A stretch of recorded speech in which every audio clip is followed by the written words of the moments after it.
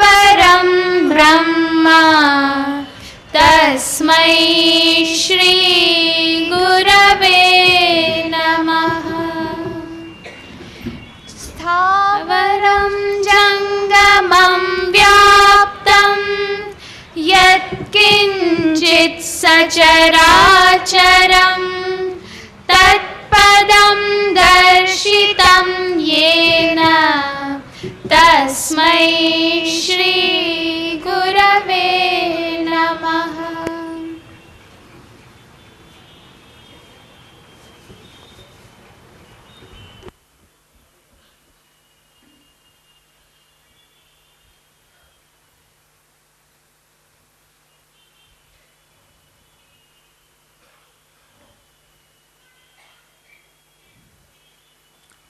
ॐ यो ब्रह्माणं विदधाति पूर्वं यो वै वेदांश्च प्रहिणोति तस्मै तमहदेवमात्मबुद्धिप्रकाशं मुमुक्षुर्वै शरणमहं प्रपद्ये। ॐ शान्ति शान्ति शान्तिः। ॐ नमो ब्रह्मादिभ्यो ब्रह्मविद्यासम्प्रदायकर्तृभ्यो वंशर्षिभ्यो महद्भ्यो नमो गुरुभ्यः। सर्वोपप्लवरहितः प्रज्ञानघनः प्रत्यगर्थो ब्रह्मैवाहमस्मि ब्रह्मैवाहमस्मि।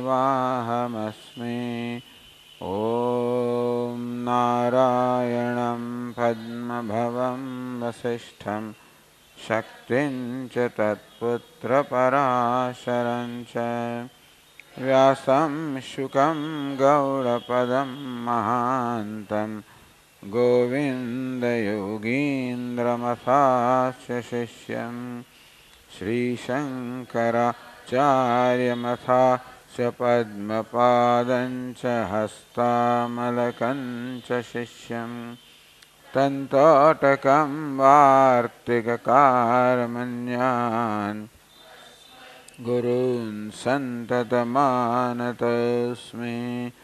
श्रुतिस्मृतिपुराणानाम् आलयं करुणालयं नमामि भगवत्पादं शङ्करं लोकशङ्करं शङ्करं शङ्कराचार्यं केशवं बादरायणं सूत्रभाष्यकृतौ वन्दे भगवन्तौ पुनः पुनः।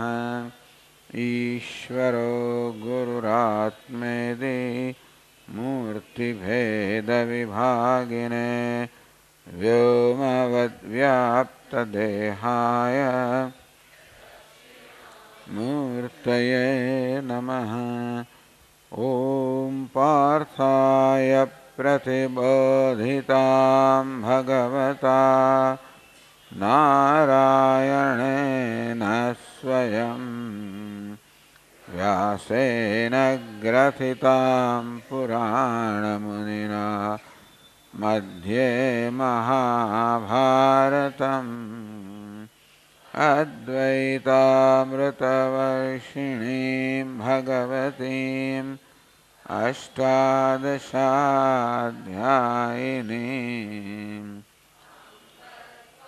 मनुसन्दधामि भगवद्गीते भवद्वेषिणीम् यं ब्रह्मा वरुणेन्द्ररुद्रमरुतः स्तुन्वन्ति देव्यैस्तवैः वेदैः साङ्गपदक्रमोपनिषदैः गायन्ति यं सामगाः ध्यानावस्थिततद्गतेन मनसा पश्यन्ति यं योगिनः यस्यान्तन्न विदुःसुरगणाः देवाय तस्मै नमः। 12मा श्लोकથી यदादित्यगतं तेजः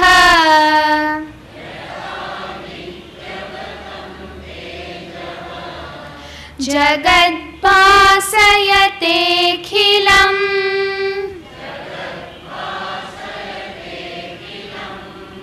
यच्चन्द्रमसि यच्चाग्नौ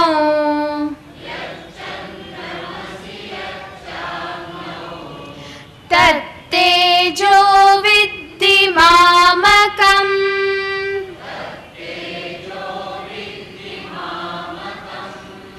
गामाविश्य च भूतानि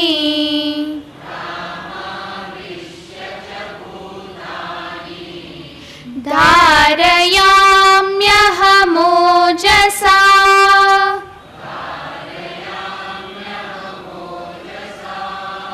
पुष्णामि चौषधीः सर्वाः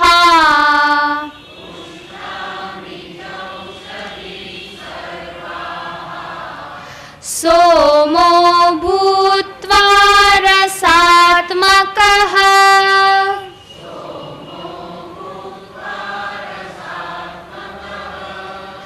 अहं वैश्वानरो भूत्वा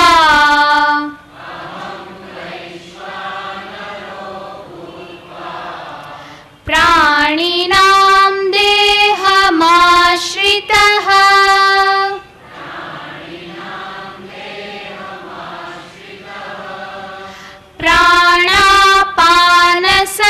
प्राणापानसमायुक्तः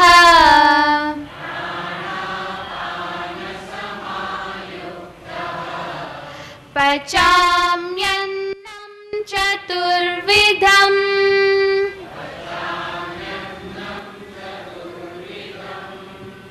अहम वैश्वानरो भूत्वा प्राणिनां देहमाश्रितः।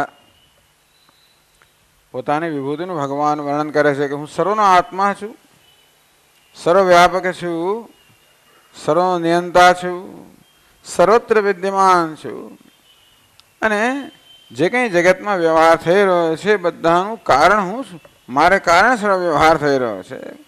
સર્વ વ્યવહારમાં હું વ્યાપેલો છું, વણાયેલો છું. મારા સિવાયનું કીધું છે જ નહીં. એમની કેટલીક અગત્યની વસ્તુ આપણને કહે છે. અહમ વૈશ્વાનરો ભૂત્વા પ્રાણીનામ દેહમાશ્રિતઃ. હે અર્જુન, વૈશ્વાનર બનીને, જઠરાગ્નિ બનીને હું બધા પ્રાણીઓના દેહમાં અર્થાત ઉદરમાં રહેલો છું. પ્રાણાપાન સમાયુક્ત. આ પ્રાણ અને અપાન એની સાથે સંયુક્ત થઈને, પ્રાણ અને અપાનથી ઉત્તેજિત થઈને, પ્રજ્વલિત થઈને પચામ્યહમ ચતુર્વિધમ અન્નમ. હું 4 પ્રકારનું અન્ન પચાવું છું, રાંધું છું. ભગવાન બેઠો અંદર રાંધે છે, ભગવાન બહાર પર રાંધે છે. સૂર્યના રૂપમાં રહીને ખેતરમાં અન્નને પકાવે. પહેલી વાર પહેલું તો અન્ન પાકે ખેતરમાં. કોણ પકાવનાર છે? અગ્નિ. સૂર્યના રૂપમાં રહેલો અગ્નિ. પછી આપણે રસોડામાં પાકે, ત્યાં ભગવાન અગ્નિ રૂપ રહેલો છે. એ ભાઈ રસોડામાં અન્ન પકાવે અને છેલ્લે પછી આપણા જઠરમાં પકાવે. ત્યાં પણ અગ્નિ જ બધું પકાવે. તો પચામી પકાવવા માટે તો અગ્નિ જ જોઈએ. સૂર્યના રૂપનો અગ્નિ, ચૂલાનો અગ્નિ અને જઠરનો અગ્નિ. આ રીતે ભગવાને કહ્યું પુષ્ણામી ચૌષધી સર્વાહ સોમો ભૂત્વા રસાત્મક. હું સોમ છું, ચંદ્ર છું, રસાત્મક. રસ જેનું સ્વરૂપ છે, રસની જે ખાણ છે એવો ચંદ્ર હું છું. અને ચંદ્ર પોતાના કિરણો દ્વારા બધી વનસ્પતિમાં, ઔષધિમાં રસ અને સ્વાદ પ્રસરાવતો હોય છે. એટલે ભગવાન કહે છે કે બધી જ ઔષધિને, વનસ્પતિને, શાકભાજીને, ખોરાકને, અન્નને હું રસાત્મક બનાવું છું, સ્વાદિષ્ટ બનાવું છું. એનો અર્થ એ થયો કે આપણી સમક્ષ જે અન્ન છે એ રૂપમાં ભગવાન જ છે, કારણ કે ભગવાન જ ઔષધિ બની ગયો, એ જ વનસ્પતિ બની ગયો, એ જ અન્ન બની ગયો, એ જ આપણો આહાર બની ગયેલો છે. આમ આપણી સમક્ષ આપણે જ્યારે ભોજન કરતા હોઈએ, જે આહાર છે એ રૂપમાં ભગવાન જ છે. અને આહારને પચાવનાર જે અગ્નિ છે એ પણ ભગવાન છે. આહાર છે એ સોમ છે, એને પચાવનાર કોણ છે? અગ્નિ. ભોગતા અગ્નિ, ભોગ્ય સોમ. આ બંને ભગવાન જ છે. આમ તો સમગ્ર જગત જે છે એને સોમ કહેવાય. જે ભોગ્ય જગત છે પણ ભગવાન છે, એને ભોગવનાર પણ ભગવાન છે. ભોગતા અને ભોગ્ય જે કંઈ છે વાસ્તવમાં ભગવાન જ છે. અહીં શંકરાચાર્ય મહારાજ કહે છે કે ભોજન કરતી વખતે જે આ વસ્તુનું ધ્યાન કરતા કરતા ભોજન કરે છે, કે ભોજન કરનાર, ભોજન પકાવનાર અગ્નિ જે છે એ ભગવાન છે, અને ભોજનના રૂપમાં ભગવાન છે. આ રીતે વિચાર તો આપણા ચિત્તમાં સતત ભગવાનનો વિચાર જળવાઈ રહે. ભોજન પણ આપણું ભગવાનની એક આરાધના જ બની જાય. ટૂંકમાં ભગવાનની આરાધના કરવાનો એક પ્રસંગ બની જાય. ભોજન કરતા પહેલા આપણે ચોથા અધ્યાયનો શ્લોક છે એનું ઉચ્ચારણ કરતા હોઈએ છીએ. બ્રહ્માર્પણમ બ્રહ્માવિહિ બ્રહ્માગ્નૌ બ્રહ્મણાહુતમ બ્રહ્મૈવ તેન ગંતવ્યમ બ્રહ્મ કર્મ સમાધિના. સામાન્ય રીતે આ શ્લોકનું ઉચ્ચારણ કરીને પછી આપણે ભોજન લેતા હોઈએ છીએ. છે તો ચોથા અધ્યાયનો આ શ્લોક. તો એની પાછળ ભગવાન કહી રહ્યા છે કે જે કાંઈ છે બ્રહ્મ જે છે ભગવાન જ છે. હમણાં આપણે જોયું કે અન્નના રૂપમાં ભગવાન છે જ, અને અગ્નિ રૂપમાં ભગવાન છે. એવી કલ્પના કરી શકીએ કે આપણે એક યજ્ઞ કરી રહ્યા છે. યજ્ઞમાં હાથમાં આહુતિ લઈને આપણે અગ્નિમાં હોમતા હોઈએ છીએ. અહીં પણ હાથમાં એક એક કોળીઓ લીધો, માનો કે એક એક આહુતિ લેવાય છે અને અગ્નિને અર્પણ થાય છે. જઠરમાં રહેલા અગ્નિને એક એક આહુતિ અર્પણ થઈ રહી છે. તો હવે ભગવાન કહે છે બ્રહ્માર્પણમ. જે આંગળીઓ વડે આપણે કોળીઓ લઈએ છીએ એ આંગળીઓ પણ બ્રહ્મ છે. આમ યજ્ઞ કરતી વખતે લાકડાનો એક ચમચો હોય, એમાં આપણે ઘી લઈએ અને અગ્નિમાં હોમીએ. એ લાકડાનો ચમચો એને કહેવાય અર્પણમ. હવિહિ, ઘી જે હોમવામાં આવે એને કહેવાય હવિહિ. બ્રહ્માર્પણમ, એ લાકડાનો ચમચો પણ બ્રહ્મ ભગવાન છે. હવિહિ, જે ઘી અર્પણ કરવામાં આવે છે એ પણ ભગવાન છે. બ્રહ્માગ્નૌ, અગ્નિ જેમાં અર્પણ કરવામાં આવે છે એ પણ ભગવાન છે. બ્રહ્મણાહુતમ, જે અર્પણ કરે છે એ પણ ભગવાન છે. હુતમ, આ સમગ્ર ક્રિયા પણ ભગવાન છે. આ તો હકીકત છે. જ્ઞાની પુરુષની તો આ દ્રષ્ટિ જે છે. સર્વમ ખલુ ઇદમ બ્રહ્મ, આ સર્વ બ્રહ્મ છે. જે કાંઈ છે વાસ્તવમાં પરમાત્માની જ અભિવ્યક્તિ છે. આપણે ચર્ચા કરી કેવી રીતે પરમાત્મા જ સ્વયં જગત રૂપે પ્રગટ થયેલો છે. એટલે આપણે કહ્યું કે આ જગતને જ્યારે સંસાર વૃક્ષ છે એને પીપળ કહેવામાં આવ્યું, કારણ કે સર્વત્ર એ પીપળામાં ભગવાનનો વાસ છે. તેવી રીતે આ સમગ્ર જગત વૃક્ષમાં સર્વત્ર વાસુદેવનો ભગવાનનો વાસ છે. એટલે જ્ઞાની પુરુષ માટે તો સર્વ બ્રહ્મ જ છે, પરમાત્મા જ છે. પણ હજી જેને એ પ્રકારનું જ્ઞાન નથી એ એવા પ્રકારની ભાવના કરી શકે કે અન્ન મારી સમક્ષ છે, આહુતિ એ ભગવાન છે. હવે જો આપણે અન્નનો આહાર લઈએ આપણા જઠરમાં એ અન્ન પચે, એનું પછી રસમાં રૂપાંતર થાય, એ રસ આખા શરીરમાં પ્રવેશે, અને તેથી એ રીતે આપણા દેહની રચના થાય. આપણો દેહ જે છે એ તો અન્નના રસનો જ વિકાર છે. એટલે આપણો હાથ કહો, આપણી આંગળીઓ કહો, એ પણ અન્ન રસનો વિકાર છે. એ રૂપમાં પણ ભગવાન છે. ભગવાન અન્ન છે, મને રસ પણ એ છે. મળે જેમથી આંગળી બને દેહના, એ પણ ભગવાન જ. બ્રહ્માર્પણમ, અર્પણ ભગવાન. બ્રહ્માર્પણમ, બ્રહ્મ હવિ, હવિષ અન્ન પણ ભગવાન. બ્રહ્માગ્નવ, આ જઠરાગ્નિ એ પણ ભગવાન. બ્રહ્મણાહુતમ, આહુતિ આપનાર, ભોજન કરનાર ભગવાન. પછીના શ્લોકમાં એ પણ ભગવાન. આ સમગ્ર ક્રિયા ભગવાન છે. એવી ભાવના જે કરે છે એટલે બ્રહ્મ એવ તેને ગંતવ્ય. જે પ્રકારની ભાવના તેવા આપણે બનીએ. આમ સતત ભગવાનની પરમાત્માની ભાવના થતી હોય તો માણસ પરમાત્મા સાથે એક બની જાય. મેં કહ્યું કે આ પ્રકારની ભાવના કરનારને કોઈ અન્ન દોષ લાગતા નથી. એવું કહેવાય અન્નમાં ભિન્ન ભિન્ન પ્રકારના દોષ હોય છે. આપણે ભોજન કરીએ ત્યારે સાથે ભોજન એને કેટલા દોષ પણ આવતા હોય. એક તો સ્વભાવ દોષ, કેટલુંક અન્ન સ્વભાવથી દૂષિત હોય. માંસ મચ્છી તો ખરું જ જાણે કે એ તો ખરું, પણ છતાં આ કાદા લસણ વગેરેને પણ આપણા શાસ્ત્રમાં સામાન્ય રીતે દૂષિત કહેવામાં આવે છે. હવે તો ડૉક્ટરોને કહેવા પ્રમાણે બરાબર સ્વામીજી લસણ તો જોઈએ, એનાથી ફલાણું થાય, જે કરવું એ કરો. પણ આ તો આ આપણા મનની દ્રષ્ટિએ જોવા જઈએ તો આપણા મન પર એવી અસર ઉત્પન્ન કરનારા છે, મનનો વિક્ષેપ વધારનાર છે, મનની ચંચળતા વધારનારના છે. તમો ગુણ રજોગુણ વધારનારા અન્નને આપણે કહીએ કે ભાઈ એ સ્વભાવથી દૂષિત છે. કેટલુંક અન્ન સ્વભાવથી દૂષિત હોય.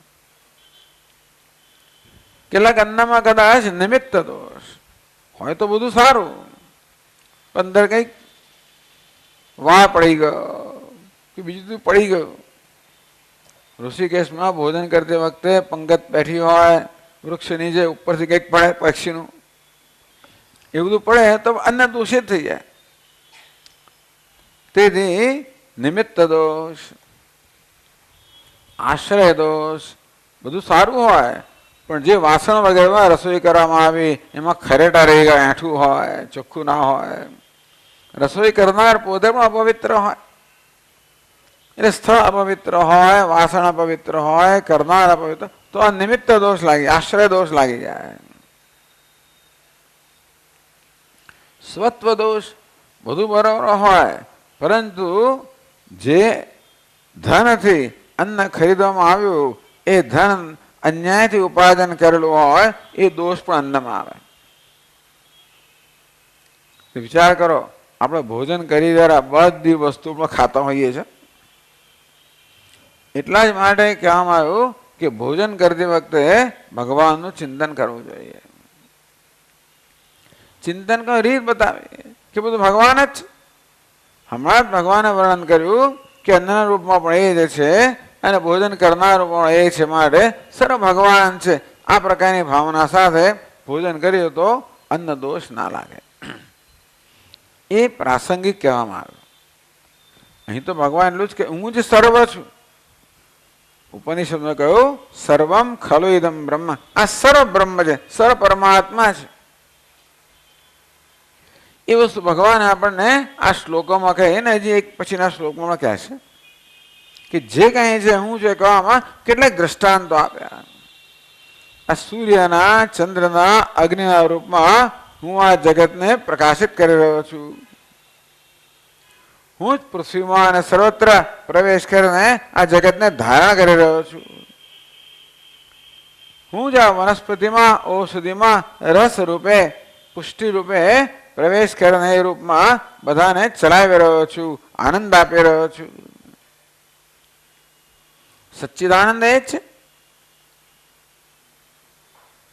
હવે આગળ કહે છે 15મા શ્લોકમાં સર્વસ્ય ચાહં હૃદિ સન્નિવિષ્ટઃ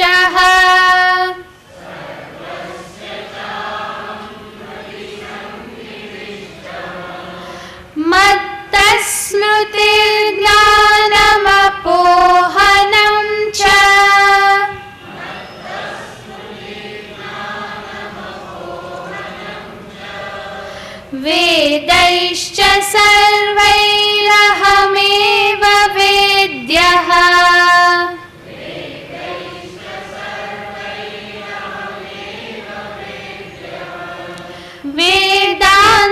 कृत्वेव विदेव चाहम्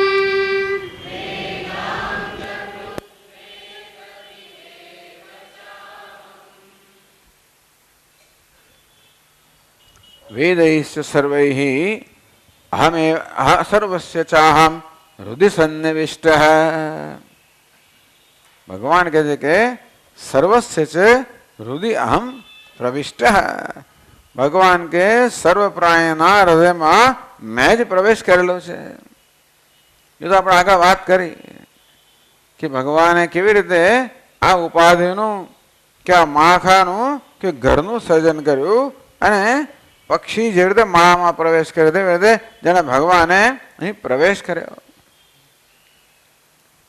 સર્વસ્ય ચાહમ હૃદય સન્નિવિષ્ટ.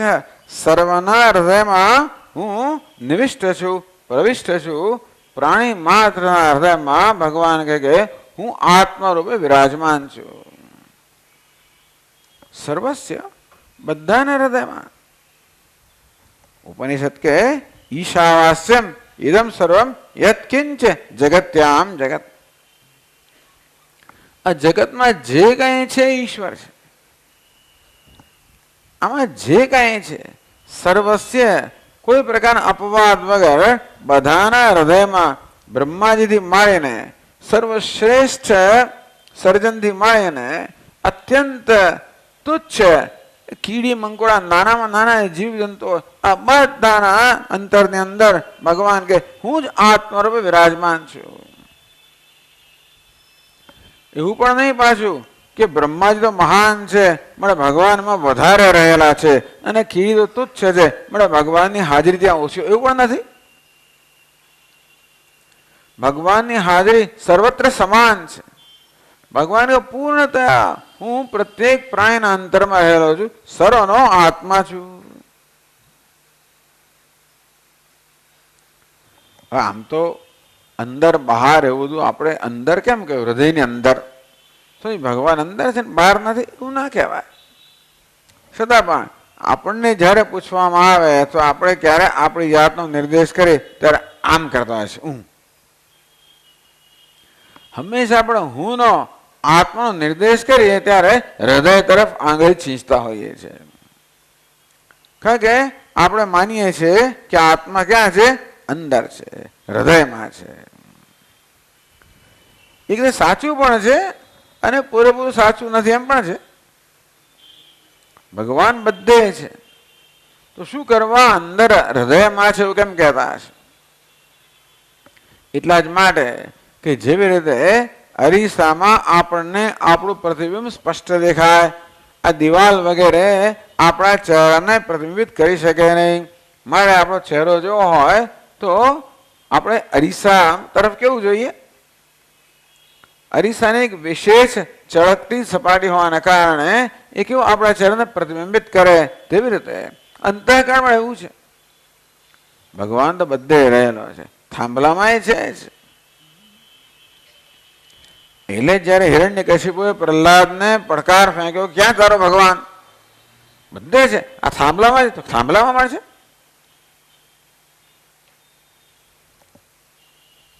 અને જયારે હિરણ્યકશિપુએ અપમાન કર્યો, એક લાત મારી, તરત થાંભલામાંથી ભગવાન નીકળે. બતાવવા મળે કે ભગવાન સર્વત્ર છે. અને છતાં પણ ભગવાનને જોવા હોય,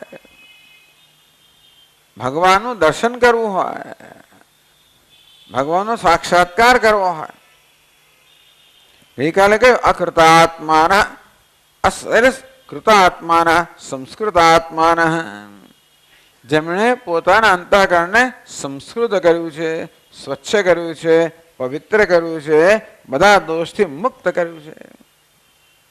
એટલે શાસ્ત્રો કહે છે કે ભગવાનના દર્શન ક્યાં કરવાના? આપણા અંતરમાં જ કરવાના. આપણા આત્મારૂપે ભગવાન સ્પષ્ટ રૂપે પ્રકાશી રહ્યો છે. બધું ભગવાન જ છે, પરંતુ એની એકદમ સ્પષ્ટ અભિવ્યક્તિ. જેમ આગળ ભગવાને કહ્યું કે સૂર્યમાં, ચંદ્રમાં, અગ્નિમાં જે તેજ છે એ મારું તેજ છે.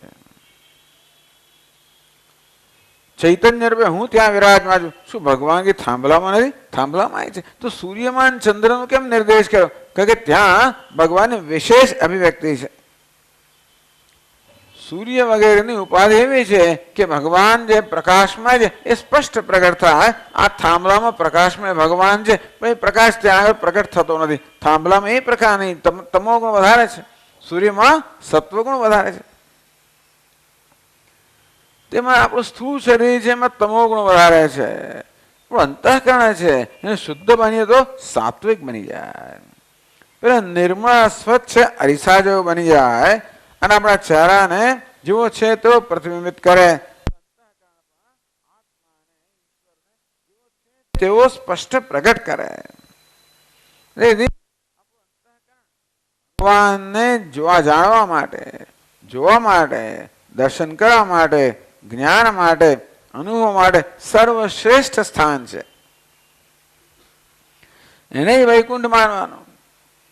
ભગવાન વૈકુંઠમાં રહ્યો હોય તો વૈકુંઠ કયું? નજીકમાં નહીં, પેલું વૈકુંઠ તો હશે, ના નથી પાડતા, પણ નજીકમાં નજીક વૈકુંઠ કયું? આપણું. એટલે બધા મહાત્માઓ આ વસ્તુ માને છે. તો ક્રિશ્ચિયન લોકો માને છે the kingdom of God is within you. ઈશ્વરનું રાજ્ય તો તમારી અંદર જ છે. આમ તો ઈશ્વર તો સ્વર્ગમાં છે અને વગેરે એવું ક્રિશ્ચિયન લોકો કહે, પણ સમજનારા કહે છે કે જે સ્વર્ગ છે ને એ તો વાસ્તવમાં એ તમારું અંતઃકરણ જ છે. અહીં જ ભગવાનનું રાજ્ય છે, અહીં જ એને પ્રાપ્ત કરવાનું છે. એ પ્રાપ્ત કેમ થાય? ભગવાન જેવો છે ને તેવા આપણે બનીએ ત્યારે. એટલે જ કહેવામાં આવ્યું નિર્માન મોહા જિત સંગ દોષા. ભગવાનમાં માન નથી, મોહ નથી, સંગ નથી, આસક્તિ નથી, રાગ નથી, દ્વેષ નથી. સર્વસ્ય ચાહમ હૃદય સન્નિવિષ્ટ. બધાના અંતરમાં એને રાગ દ્વેષ ગમતા કે બધે વિદ્યમાન છે. બધા એના સંતાનો છે, બધે માટે સમત્વ દૃષ્ટિ ધરાવે છે, બધા માટે પ્રેમ ધરાવે છે. આપણે એવા બનીએ તો ભગવાનને ગમે.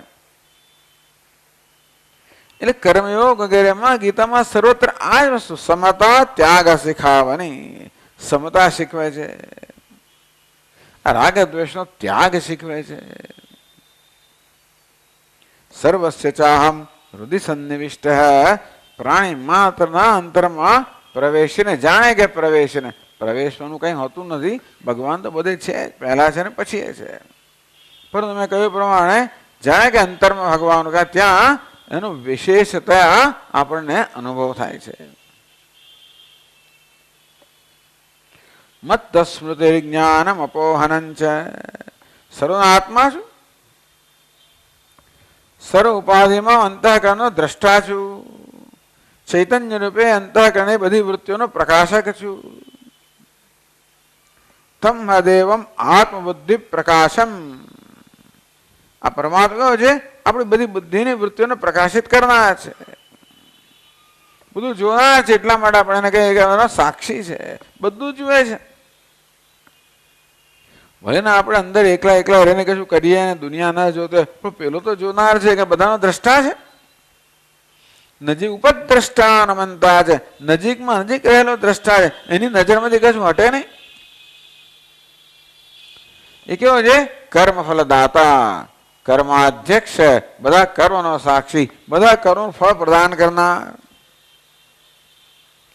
તો આપણા જીવનમાં એ કર્મનું ફળ પ્રદાન કરે એની એક દ્રષ્ટિનું દ્રષ્ટાંત આપે છે. મત્ત સ્મૃતિ વિજ્ઞાનમ અપોહનં છે. સ્મૃતિ આપણે યાદ આવે તાકડે. શું બધા આવે છે? ભગવાનની કૃપા. તાકડે યાદ આવવું. હૈયે છે પણ હોઠે નથી, યાદ નથી આવતું. સ્મૃતિ ભગવાનની મહાન કૃપા, એ પુણ્યનું પરિણામ છે. ભગવાન કર્મફલ દાતા છે, આપણા પુણ્ય અને પાપના અનુસાર આપણને ફળ આપતો હોય છે. એટલે પુણ્યશાળી લોકો હોય એને તરત બધું સ્મરણ થાય એવું માનીએ આપણે. એવું કશું ને ઘણી વાર સ્મરણ ના થાય એ પણ સારું છે. એટલે આપણે કંઈ સ્મરણ આવે એ ઘણી વાર ભૂલાતું નથી હોતું. ભગવાન કે ઘણા કે સ્વામીએ ભૂલવું કે ભૂલાય જ નહીં ને. જે નથી ભૂલવું એ ભૂલાય, નથી ભૂલવું એ ભૂલાઈ જાય છે, અને ભૂલવું છે ભૂલાતું નથી. એટલે યાદ રહેશે કે નહીં એ શું કેવું ભગવાન જાણે. તો ટૂંકમાં ભગવાન કહે કે આ જે સ્મૃતિ છે, પૂર્વના અનુભવના સંસ્કારો રહી ગયા છે, એ સંસ્કાર જે જાગૃત થયા ત્યારે પૂર્વના અનુભવનું સ્મરણ આપણને થાય. ભગવાન કે એ સ્મૃતિ મારે કારણે છે. જ્ઞાનમ, આ જ્ઞાનેન્દ્ર બી કામ કરતી હોય, આંખે જોઈ શકતા હોઈએ, કાને સાંભળી શકતા હોઈએ, જીભથી સ્વાદ લઈ શકતા વગેરે વગેરે, આ બધું જ્ઞાન વિષયોનું છે. બુદ્ધિમાં જે જ્ઞાન થતું હોય, આવું શ્રવણ કરવાથી આપણને બરોબર સમજ પડતી હોય, ગ્રહણ થતું હોય, ભગવાન કે એ પણ મારે કારણે છે. મત્ત સ્મૃતિ જ્ઞાનમ અપોહનમ છે. અપોહમ વિસ્મૃતિ થવી, ભૂલાઈ જવું, યાદ ના આવવું, ભગવાન એ પણ મારે કારણે જ છે. એટલે સ્મૃતિને આપણે સારી ગણી તો વિસ્મૃતિને ખરાબ ગણવી પડે. એકને પુણ્યનું પરિણામ ગણાય, બીજાને પાપનું પરિણામ ગણાય. પણ હંમેશા સ્મૃતિ સારી જ હોય અને વિસ્મૃતિ ખરાબ હોય એવો કે નિયમ તો નથી. ઊંઘમાં આપણે બધું ભૂલી જવા હોય, સારું જ છે ને, યાદ રહે તો આપણે ઊંઘ આવે જ એની માટે. આ ઊંઘ છે ને ભગવાન કે મારે કારણે છે. આ જાગવું ને સ્વપ્ન શું છે એ પણ મારે કારણે છે. ટૂંકમાં બધો વ્યવહાર કરનાર કોને કારણે? ભગવાનને કારણે છે. જો બહારનો બધો વ્યવહાર તો ભગવાનને કારણે છે, સમજ્યા આપણે. બધું પ્રકાશિત કરનાર ભગવાન છે, બધું ધારણ કરનાર ભગવાન છે, બધું પોષણ આપનાર ભગવાન છે. અંદર પણ સ્મૃતિ, જ્ઞાન, વિસ્મૃતિ, આ બધો વ્યવહાર કોને કારણે છે? ભગવાનને કારણે છે. એટલે આ શ્લોકમાં ભગવાને જણાવ્યું કે કેવી રીતે બધો વ્યવહાર મારે કારણે છે. એનો અર્થ એ તો કે દરેક દરેક વ્યવહારમાં ભગવાન તો હાજર છે જ. તસ્માત સર્વગતમ બ્રહ્મ નિત્યમ યજ્ઞે પ્રતિષ્ઠિતમ. આ સર્વગત સર્વવ્યાપી પરમાત્મા બધે પ્રતિષ્ઠિત જ છે. વિમૂઢા નાનું પશ્યંતી પશ્યંતી જ્ઞાન ચક્ષુષ. પણ આ દેખાય કોણ? જ્ઞાન ચક્ષુષ. વિમૂઢા નાનું પશ્યંતી, ભગવાનને જોવાની જવાની ક્યાંય જરૂર નથી. અંદર બહાર જે છે ભગવાન જ છે. એક ક્ષણ પણ એવી ના હોય, એક પ્રસંગ પણ ના હોય, દેશ કાળ વસ્તુ કશી પણ એવી ના હોય જે ભગવાનથી અન્ય હોય. કારણ કે કશું વસ્તુ સંભવી જ ના શકે, કશું વ્યવહાર આવે કે થઈ જ ના શકે. પશ્યંતી જ્ઞાન ચક્ષુષ. જેનું અંતઃકરણ શુદ્ધ છે, નિર્મળ છે, સાત્વિક છે, જે લોકો ભક્તો છે, શાસ્ત્રનું શ્રવણ વગેરે કરેલું છે, એ તો ભગવાનને સદા સર્વત્ર જોઈ શકે છે, અનુભવી શકે છે. અર્થાત જે અનુભવ થાય છે એમાં એ ઈશ્વર જ છે એ વસ્તુ જોઈ શકે છે. વિમૂઢા નાનું પશ્યંતી, પણ જેનું ચિત્ત રાગ દ્વેષ વગેરે કલુષિત થયેલું છે, એ બધા હાજર રહેલા ભગવાન પણ અંદર બહાર સર્વત્ર વિદ્યમાન ભગવાન જોઈ શકતા નથી. તો ચાલો, ભગવાન આ પ્રકાર કહ્યું કે બધાનો આત્મા પણ હું છું, જીવાત્મા હું છું. પછી આગળ કહે છે વેદૈ સર્વૈ અહમેવ વેદ્ય વેદાંતકૃત વેદ વિદેવ ચાહમ.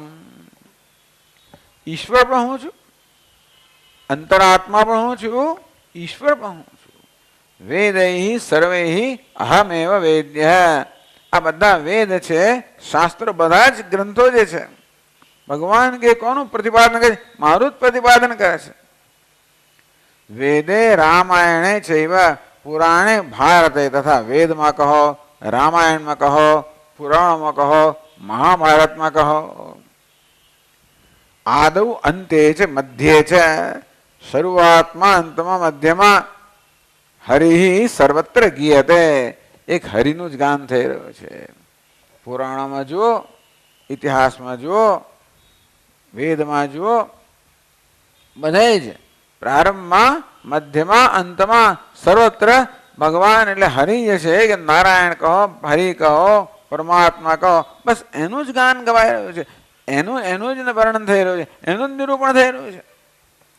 બધા શાસ્ત્રો માત્ર એકનું જ નિરૂપણ કરે છે. એ જ એક નિરૂપણ કરવા યોગ્ય છે. એ એક જ છે. કોણ? તો પરમાત્મા. વેદૈ સર્વૈ અહમેવ વેદ્ય.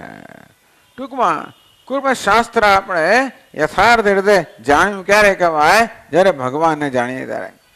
પછી પેલા ફિઝિક્સ હોય ને, ભૌતિક શાસ્ત્ર કહો કે રસાયણ શાસ્ત્ર કહો કે ગમે તે શાસ્ત્ર કહો, એ બધાનો પ્રતિપાદ્ય વિષય કહો ભગવાન જ છે. તો શું વાત કરો છો? આ વૈજ્ઞાનો ભગવાનો માનતા નથી? ભગવાન શબ્દ માટે એમને એલર્જી હશે કદાચ એ લોકોને. પણ એ લોકો જે શોધી રહ્યા છે, ભૌતિક શાસ્ત્રી પર જેની શોધ કરી રહ્યો છે, એવા તત્વની શોધ કરી રહ્યો છે જેમાંથી આ જગત બનેલું હોય. રસાયણ શાસ્ત્રી, જીવશાસ્ત્રી, બધા શાસ્ત્રીઓ એ મૂળભૂત તત્વની શોધ કરી રહ્યા છે પોતપોતાની રીતે. એને જે નામ આપવું એને આપે. નામ રોજ બદલાયા કરે. હવે એનું ક્વાર્ક એવું નામ આપે, ખગોળ શાસ્ત્રી વડે બીજું નામ આપે. બધા લોકો જાણે કે જાણે, એ લોકો જાણતા નથી, આપણે જાણીએ છીએ.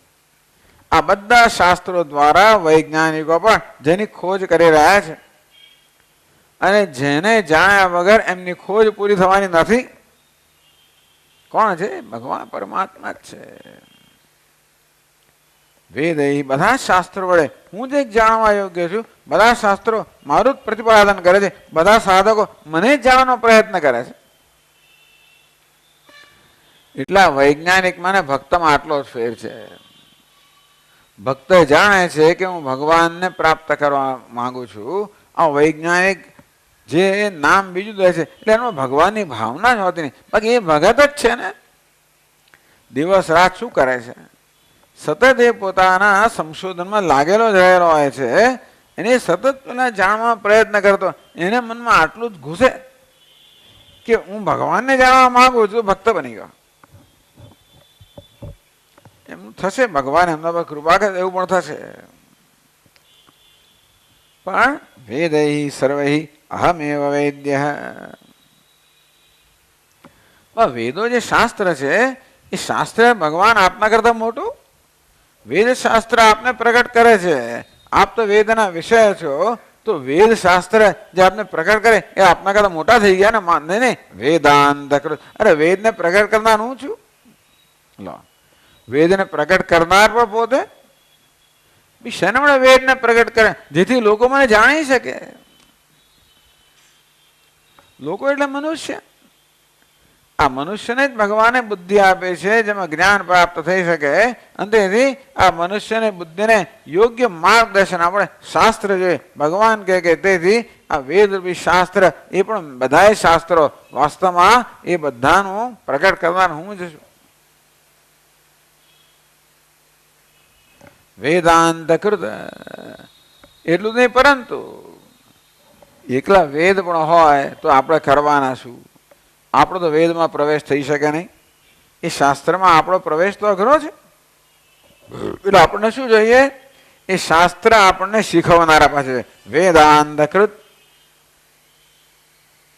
આ વેદાંત કહો કે વેદ કહો, એના પ્રચારક પણ ભગવાન જ છે. વેદ વ્યાસ વગેરે રૂપમાં જે મહાપુરુષો થઈ ગયા ને જે છે એ રૂપમાં ભગવાન કે હું જે ટૂંકમાં આ ભગવાન એકલાને બધી પડી છે, આપણને કંઈ પડી જ નથી. એટલા માટે ભગવાને બધી વ્યવસ્થા પોતે જ કરી છે. લે બીજો તને બુદ્ધિ આપું છું જેથી તું જાણી શકે. આ તને શાસ્ત્ર આપ્યું જેથી તું જાણે. એટલે તને શીખવું છું, શીખવનાર પણ, શાસ્ત્રને પ્રગટ કરનાર પણ. શાસ્ત્ર યોનિત્વાત, એ શાસ્ત્રની યોની છે, અર્થાત શાસ્ત્રને પ્રગટ કરનાર છે. અને શાસ્ત્ર એની યોની છે એટલે શાસ્ત્રનો વિષય પણ એ છે. શાસ્ત્ર એને જ પ્રગટ થઈ રહ્યો છે. તો ગુરુના રૂપમાં એ પણ પાછો પ્રચાર કરનાર પણ એ જ છે. વેદાંત કૃત એ ક્યારે થઈ શકે? વેદ વિદેવ ચાહમ. વેદનો જાણનાર પણ એ. કારણ કે જે વેદનો પ્રચાર કરતો હોય ને એને વેદને જાણવો તો જોઈએ ને. વેદને જાણનાર પણ એનો પ્રચાર કરનાર પણ. અને શિષ્યના રૂપમાં એને જ્ઞાન થાય ત્યારે કોણ? એ વેદાંત. વેદ વિદેવ શિષ્યના રૂપમાં પણ જો ભગવાન હવે કેટલો થયો? ભગવાન તો ખરો. ભગવાને થાય કે લોકો મને જાણે. ભાઈ એને પણ થાય તો ખરું કે લોકો મને જાણે. એકલા આપણને એવો પ્રચાર કરવાનું મન થયું નથી. લોકો મારી સામે ઉજવન મને જાણે, આપણને કેમ ભગવાને પણ થાય છે એટલા માટે. લોકો એને જાણે માટે ભગવાને મોટે ઉપાડે શાસ્ત્રી રચના કરી અને એમાં પોતાને જ પ્રગટ કર્યા. કર્મકાંડ કહો, ઉપાસના કાંડ કહો, જ્ઞાન કાંડ કહો, સંહિતા બધામાં એક જ ભગવાન. આમ તો આપણે એમ લાગે કે ભાઈ બધા વેદમાં તો જાત જાતના દેવતાઓનું પ્રતિપાદન કરેલું છે. ઇન્દ્ર છે અને વરુણ છે, એમાં ભગવાન ક્યાં? આ રૂપમાં ભગવાન જ છે. એટલે કહે છે ઇન્દ્રમ મિત્રમ વરુણમ અગ્નિમાહુ. ઇન્દ્ર કહો, મિત્ર કહો, વરુણ કહો, અગ્નિ કહો. દિવ્ય સ સુવર્ણ ગરુત્માન ગરુડ કહો. એકમ સદ વિપ્રાહ બહુધા વદંતી. પરમાત્મા એક જ છે. એને કોઈ ઇન્દ્ર કહે છે, કોઈ વળી મિત્ર કહે છે, કોઈ વરુણ. મિત્ર દેવતાનું નામ છે. મિત્ર એટલે વરુણ કોઈ કહે, કોઈ અગ્નિ કહે, કોઈ ગરુડ કહે, કોઈ રુદ્ર કહે, કોઈ વિષ્ણુ કહે, બ્રહ્મા કહે, શિવ કહે, શક્તિ કહે, બધા જે કહે તે નામ. એકમ સદ વિપ્રાહ બહુધા વદંતી. પરમાત્મા એક જ છે. મહાપુરુષોને ભિન્ન ભિન્ન નામે એને કહે છે. તેથી સમગ્ર વેદ મારું પ્રતિપાદન કરે છે. આ કર્મકાંડ છે એ વેદને ભગવાનને કેમ ત્યાં રજૂ કરે છે? તો કે ઉપાસનાના કે આરાધનાના વિષય તરીકે. ઉપનિષદ જે છે એ એના જ્ઞાન રૂપે પ્રકટ કરે છે, જ્ઞાનના વિષય તરીકે. કે સ્તુતિના, એની સ્તુતિ થતી હોય, એને એની પૂજા થતી હોય, એની આરાધના થતી હોય, એનું ધ્યાન થતું હોય, એનું જ્ઞાન થતું હોય, ગમે તે એ જ બધાના કેન્દ્રમાં છે. વેદાંત કૃત વેદ વિદેવ છે. આમ ઈશ્વર પણ હું છું, જીવ પણ હું છું. આ બધા વ્યવહારનો હું જ એક માત્ર વિષય છું. આ 4 શ્લોકમાં ભગવાને પોતાની વિભૂતિ, પોતાનો વૈભવ, પોતાની મહાનતા પ્રગટ કરે ઈશ્વરને. એટલે 11 શ્લોક સુધી 7 થી મળીને 11 એ 5 શ્લોકોમાં જીવના સ્વરૂપનું વર્ણન કરવામાં આવ્યું. 12 થી 15 આ 4 શ્લોકોમાં ઈશ્વરનું વર્ણન કરવામાં આવ્યું. હવે પછીના 3 શ્લોકોની અંદર આ જીવ અને ઈશ્વર આ બંનેનું જે અધિષ્ઠાન છે એ પરમાત્માનું પરમ બ્રહ્મનું વર્ણન કરવામાં આવે છે. વેદાંતની અંદર આ પદ્ધતિ છે શીખવવાની. અધ્યારોપ અપવાદ. અધ્યારોપ કરીને પછી અપવાદ કરવામાં આવે. એટલે પહેલા શ્લોકમાં અધ્યારોપ કરવામાં આવે છે, પછી એનો અપવાદ કરવામાં આવે છે. તો જો 16મા શ્લોકમાં કહે છે દ્વાવિમૌ પુરુષૌ લોકે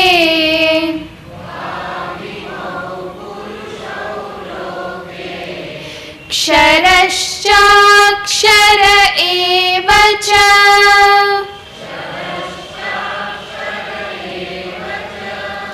ક્ષરઃ સર્વાણિ ભૂતાની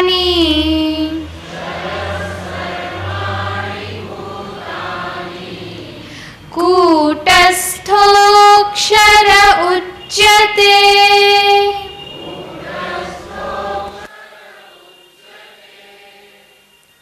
ભગવાન પોતાને પુરુષોત્તમ કહે છે. આ 15મો અધ્યાય કહેવાય છે પુરુષોત્તમ યોગ. પુરુષોત્તમ યોગ અર્થાત પુરુષોત્તમ જેનો વિષય છે. પુરુષ ઉત્તમ, ઉત્તમ પુરુષસ્ત્વન્ય. ભગવાન કોણ છે? ઉત્તમ પુરુષ છે, પુરુષોત્તમ છે. ઉત્તમ ક્યારે કહીએ? કશાકથી ચડિયાતો હોય ત્યારે. ઉત્તર ઉત્તમ. એનાથી ચડિયાતો ઉત્તર, સૌથી ચડિયાતો ઉત્તમ. ભગવાન કેમ પુરુષોત્તમ છું, બધા પુરુષોમાં ઉત્તમ છું. એ કેટલા પુરુષો છે? કે પુરુષો અનેક નથી હો, એક જ છે ને. તમે મીરાબાઈ વિશે તો ખબર છે ને. મીરાબાઈ ત્યાં ગયા વૃંદાવનમાં, ત્યાં આગળ કંઈક પેલા વૈષ્ણવના આચાર્ય હતા. મળવાની ઈચ્છા એમણે પ્રગટ કરી. પેલા આચાર્ય કે હું તો સ્ત્રીઓને મળતો નથી. એવું એમણે ક્યાંથી કહેવાય મને ખબર નથી. એ તો બધા આચાર્યો તો પરણેલા જ હોય છે, હું માનું ત્યાં સુધી, પણ છતાં જે વાત કરું, પણ એમણે એવું જાહેર કર્યું કે હું તો સ્ત્રીઓને મળતો નથી. મીરાબાઈ કહે છે આ વળી પુરુષ ક્યાંથી નીકળ્યો? અને મેં એક પુરુષ છે અહીંયા, તો બાકી બધે પ્રકૃતિ જ છે.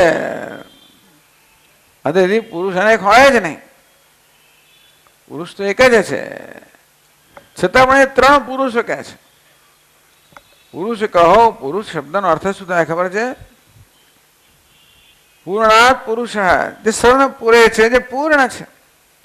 પુરુષેનાત પુરુષ, જે બધાના અંતરની અંદર નિવાસ, અંતરાત્મામાં નિવાસ કરે છે, એને પુરુષ કહેવાય.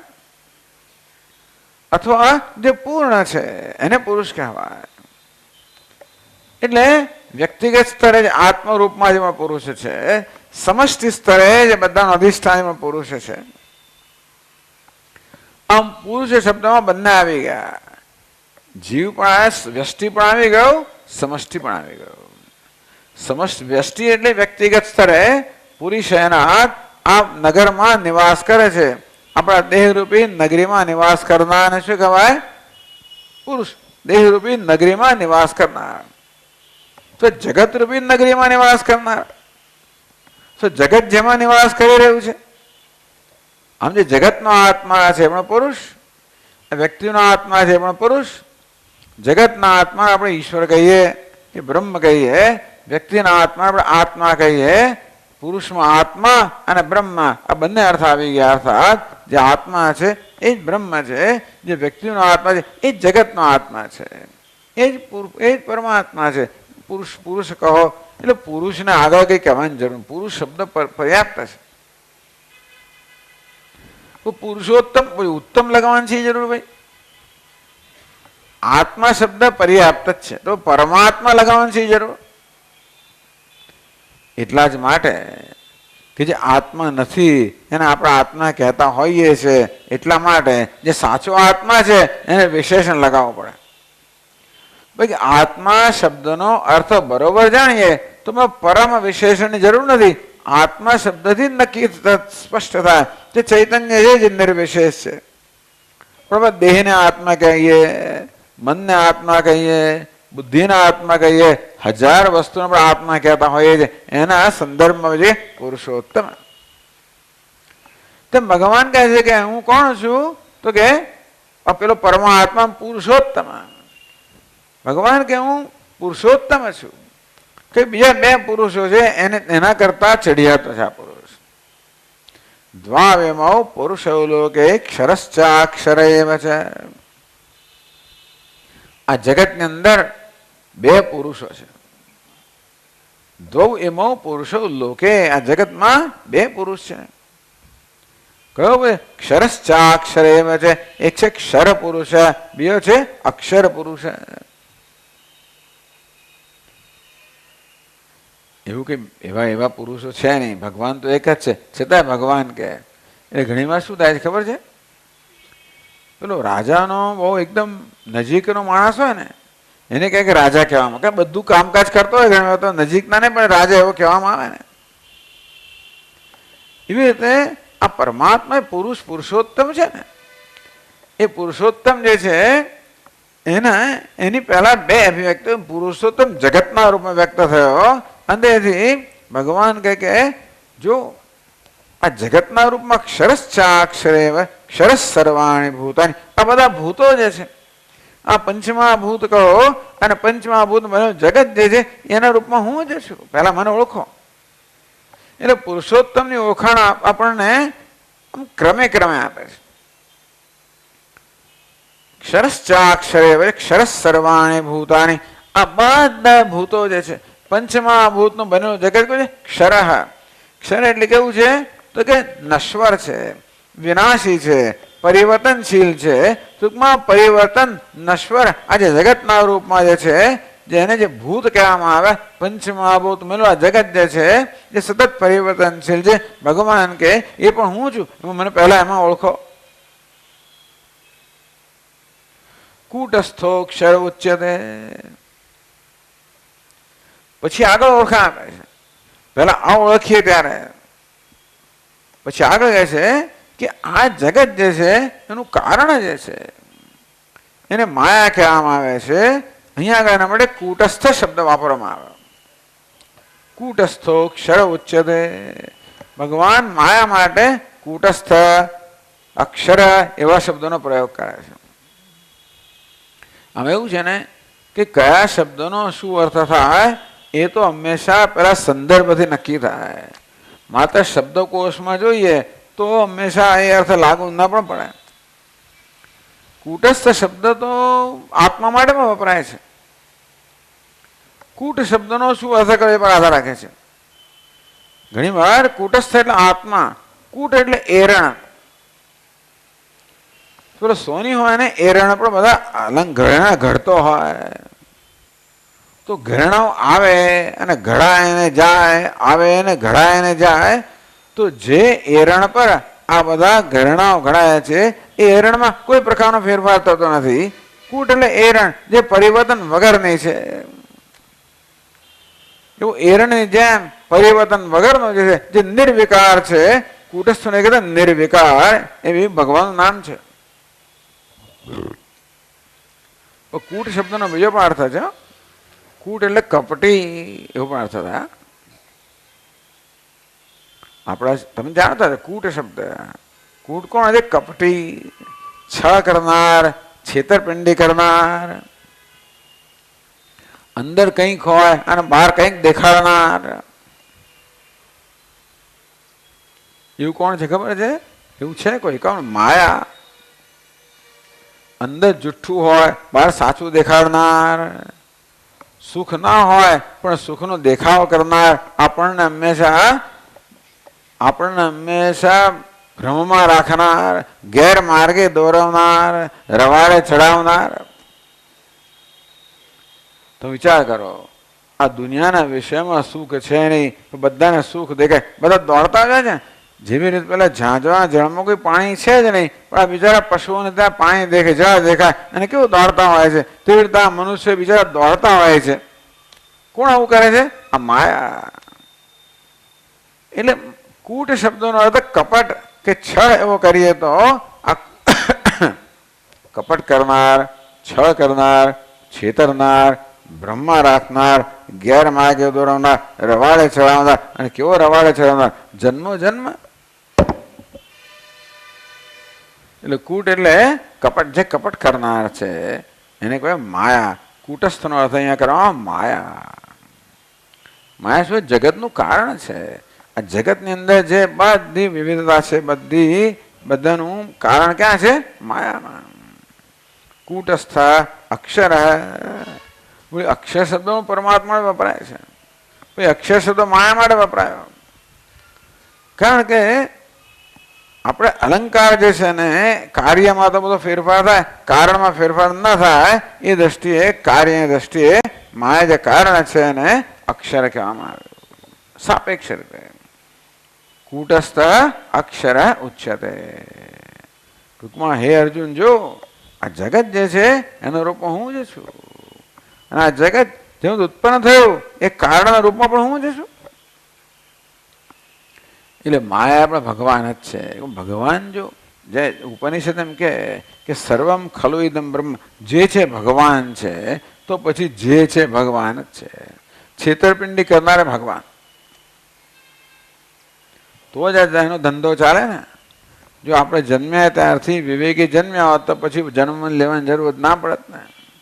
ભગવાને રચના કરી તો ચક્કર ફેરવે આપણને, તો જ જગત ચાલે ને. એટલે એને આ ખેલ માટે આ માયા પણ છે. તેથી એના રૂપમાં પણ એ જ છે. પણ પારમાર્થિક રૂપ કયો? પછીના શ્લોકમાં કહે છે ઉત્તમ પુરુષસ્ત્વન્યઃ. બહુ મોટી પીઠ છે, બહુ ઊંચી પીઠ છે. પરમાત્મેત્યુદાહૃતઃ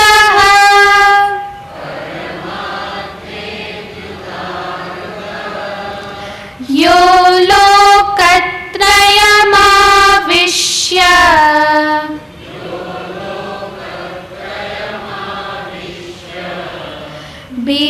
बिभर्त्यव्यय ईश्वरः.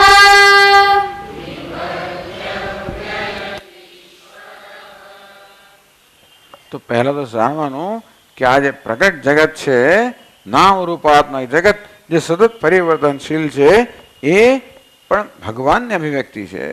ભગવાન અક્ષર પુરુષ કે અર્થાત પરમાત્મા અક્ષર અર્થાત પરિવર્તનશીલ રૂપમાં એથી ચઢ્યા તે અભિવ્યક્તિ કહે છે અક્ષર. ટૂંકમાં જે કારણ છે એ કારણના રૂપમાં ભગવાન, કાર્યના રૂપમાં ભગવાન છે, કારણના રૂપમાં ભગવાન છે. પણ કાર્ય કારણ છે એ તો બધી વ્યવહારિક સત્તા છે. એનું મૂળ કયું છે? પારમાર્થિક સત્તા. એટલે વૃક્ષ પણ ભગવાન જ છે. ઉર્ધમૂલમ અધશાખમ અશ્વત્થમ પ્રાહુ અવ્યયમ. ભગવાને આ પહેલા શરૂઆતની અંદર આ સંસારને પેલા વૃક્ષ સાથે સરખાવ્યો અને એનું મૂળ જે છે એ અવિદ્યા અને પરમાત્મા કહ્યું. તો જે દેખાય છે કેવું છે? જે વૃક્ષ દેખાય છે, જે પરિવર્તનશીલ છે, અક્ષર અર્થાત પરિવર્તનશીલ નામ રૂપાત્મક જગત. એનું મૂળ કયું? તો કે માયા કહો, અવિદ્યા કહો, અવ્યક્ત કહો. બધાનો આધાર કોણ છે? અધિષ્ઠાન કોણ છે?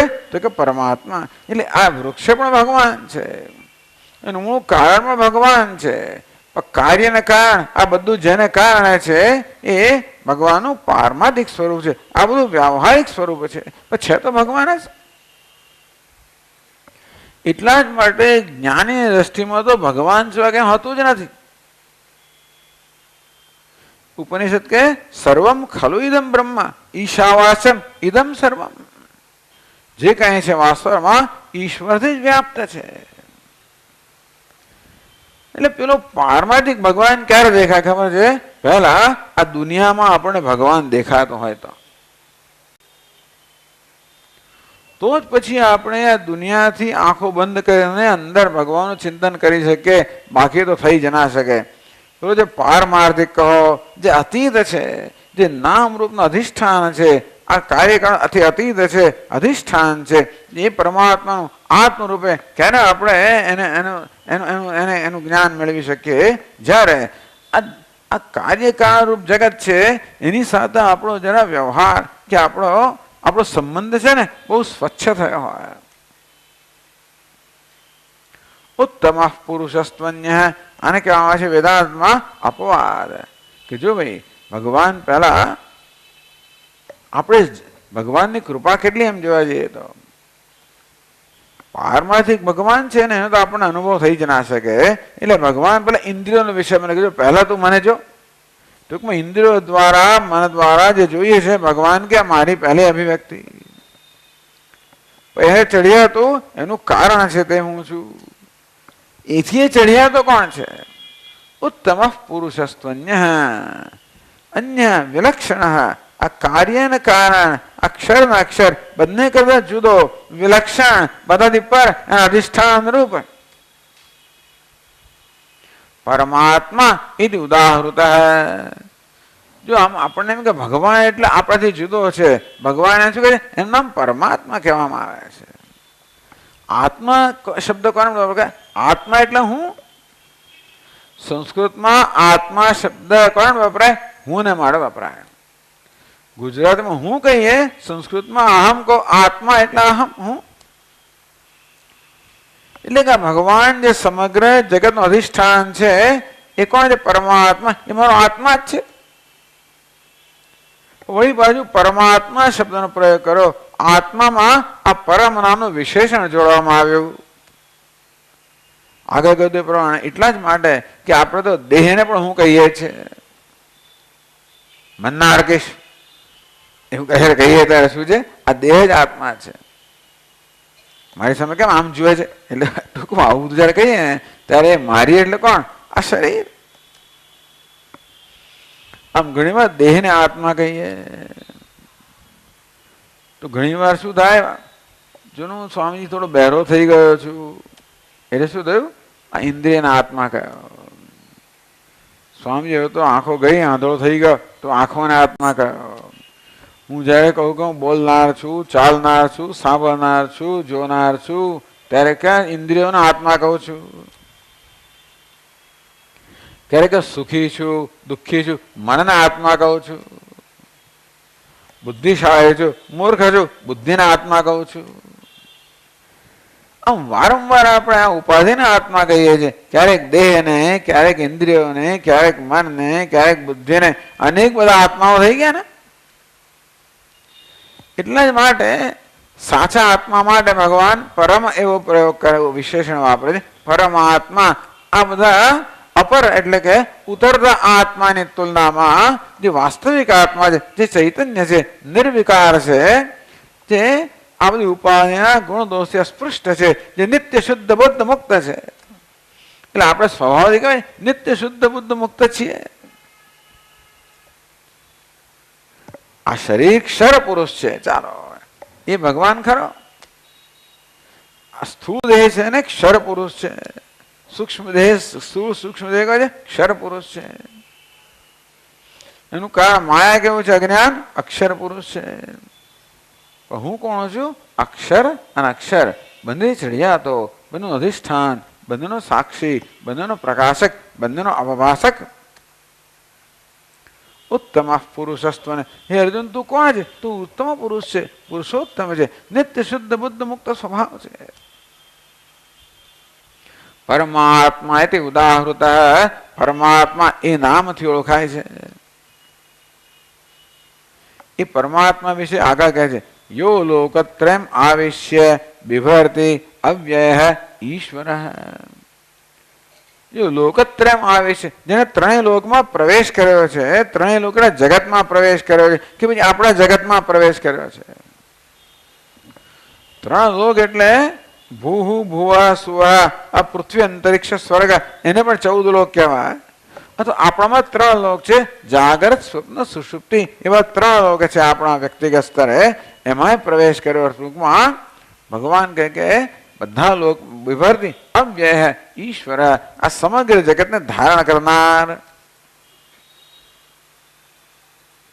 અવ્યય, આ જગત મને પરિવર્તન રહ્યો, ભાઈ ધારણ કરનાર પરમાત્મા અવ્યય છે, અવિનાશી છે. આ જગત પરતંત્ર છે, ભગવાન કહો છે ઈશ્વર સ્વતંત્ર. જે સ્વતંત્ર છે, અવિનાશી છે, નિર્વિકાર છે, જેની સન્નિધિ માત્રથી આ ત્રણેય લોક ધારણ કરાયેલા છે. જે પોતાની હાજરી માત્રથી ત્રણેય લોકને, સમગ્ર જગતને, વ્યષ્ટિ સમષ્ટિને ધારણ કરે છે, પ્રકાશિત કરે છે, સત્તા સ્ફૂર્તિ પ્રદાન કરે છે. બધું હવાપણું, ભાસવાપણું, આ બધું જેને કારણે છે ભગવાન કહે એ પુરુષોત્તમ હું છું. આ ત્રણેય લોકમાં મેં વ્યાપ્ત છું, ત્રણેય લોકને ધારણ કરનાર છું. ટૂંકમાં જે કઈ જગ્યાએ કશું પણ છે બધાને ધારણ કરનાર હું છું, સત્તા સ્ફૂર્તિ પ્રદાન કરનાર હું છું. અસ્થિ ભાતે પ્રિય સચ્ચિદાનંદ રૂપની અંદર હું સર્વત્ર વિદ્યમાન છું. યો લોકત્રયમ આવિશ્ય બિભર્તિ અવ્યય ઈશ્વર. બિભર્તિ ધારણ કરનાર છે, પોષણ કરનાર છે. ધારણ કરું છું, પોષણ કરું છું. પણ હવે એવું છે ને, જે પોષણ કરનારો એ બિચારો ખપી જાય, ખૂટી જાય, તો અવ્યય ક્યારે ખૂટે નહીં. ઈશ્વર સ્વતંત્ર એને. યો લોકત્રયમ આવિશ્ય બિભર્તિ અવ્યય ઈશ્વર. ભગવાનના આટલા વિશેષણ કહેવામાં આવ્યા. જે ત્રણેય લોકમાં પ્રવેશ કરીને બધાને ધારણ કરે છે, બધાને પ્રકાશિત કરે છે, બધાને આનંદ પ્રદાન કરે છે, બધાને પૂર્ણ કરે છે. એ કોણ છે ખબર છે? પરમાત્મા. એ આપણો આત્મા, આપણું સ્વરૂપ છે. એટલે ભગવાન છે બેટા 2 શ્લોકમાં જીવ અને ઈશ્વરનું ઐક્ય બતાવે છે કે ત્રણેય લોકમાં પ્રવેશ કરનાર, અર્થાત પ્રત્યેકના હૃદયમાં આત્મરૂપ વિરાજમાન, અને એમાં એ હોવા માત્રથી, સન્નિધિ માત્રથી સૌને ધારણ કરનાર, પ્રકાશિત કરનાર, પૂર્ણ કરનાર એવો પરમાત્મા, આત્મા, સર્વનો આત્મા, સર્વનું સ્વરૂપ હું છું. તો ભગવાન પરમાત્મા કહો, પુરુષોત્તમ કહો. એટલા માટે ઘણીવાર છે ને ભગવાનને પુરુષોત્તમ કહેવાય. હવે પુરુષોત્તમ તો નેમે નામ પણ ઘણી વાર પાડે, પુરુષોત્તમ નામ પાડતા હોય છે ને, એટલે ક્યારેક ક્યારેક રૂઢિ અર્થ નામ જ હોય, બાકી અંદર બીજું કંઈક હોય નહીં. કુબેર એવું નામ હોય, બિચારો ભિખારી હોય, બની શકે. એટલે ઘણીવાર નામમાં અને પછી પેલા એના રૂપમાં અર્થમાં કઈ કઈ મેળ હોતો નથી.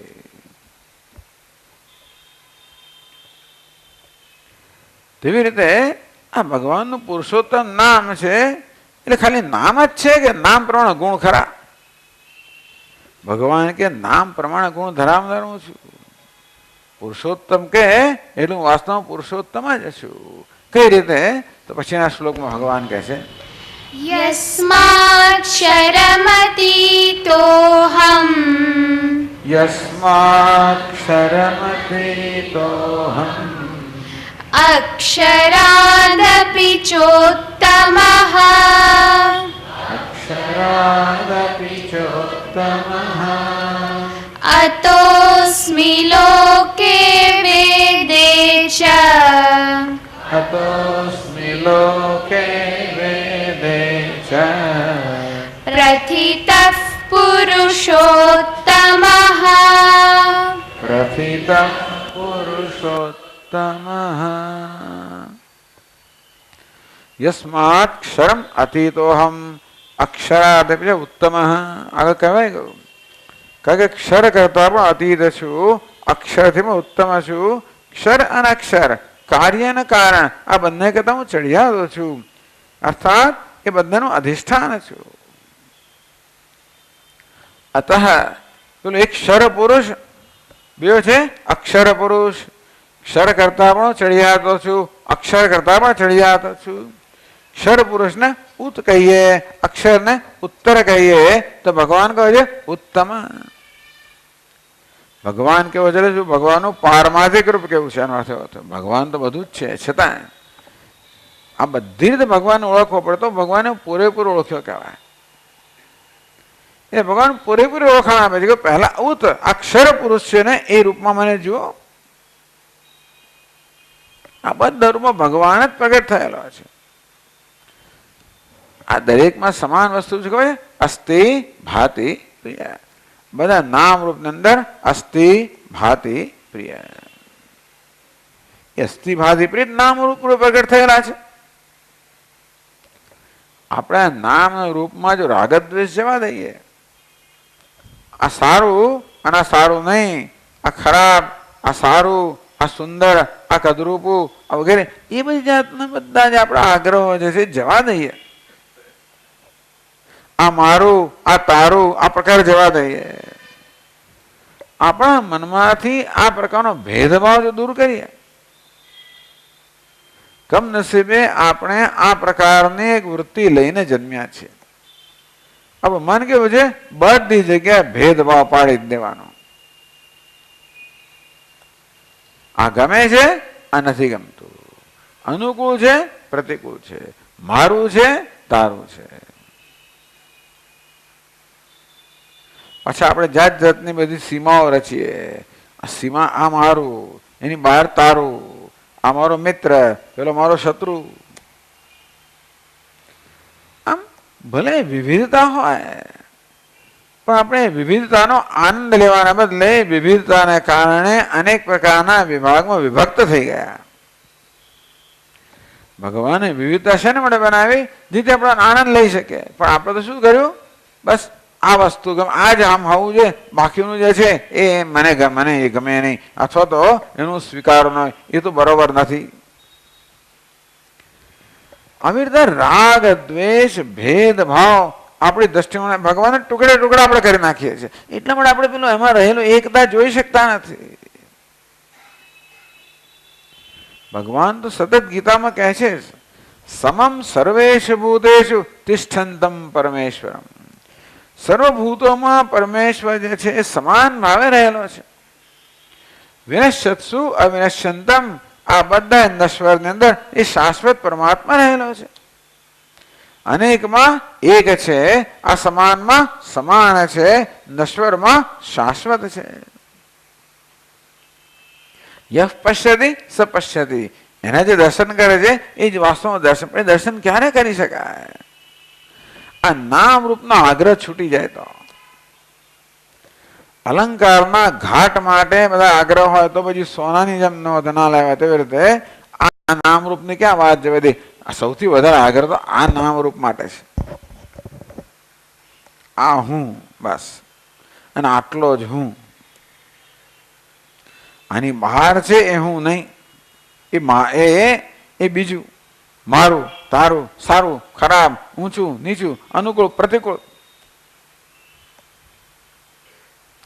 આવો તો આગ્રહ જેમ જેમ જવા દઈએ. એટલા માટે ભગવાન આપણને અહીંયા ગીતામાં કર્મયોગ શીખવાડે છે કે તું તારું કર્મ સેવાના રૂપમાં કર. હંમેશા જે કંઈ વ્યવહાર કરે બધા વ્યવહારમાં તારા મનમાં સેવાની ભાવના હોય, સમર્પણની ભાવના હોય, ભક્તિ ભાવના હોય કે ભગવાન કે હું આ જગતના રૂપમાં છું, તું મારું ભજન મારી સેવા કર. એમ કરતા કરતા આપણા મનમાં ભેદભાવ જાય તો જે સમાન તત્વ છે એની સાથે આપણે જરા કંઈક થોડેક ટ્યુનઅપ થઈએ. તાલમેલ ક્યારે થાય?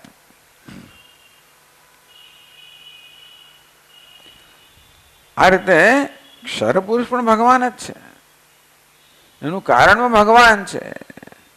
પણ ભગવાનનું સર્વશ્રેષ્ઠ સ્વરૂપ કયું છે? યસ્માત ક્ષરમતીતોહમ અક્ષરાદ વિચોત્તમ.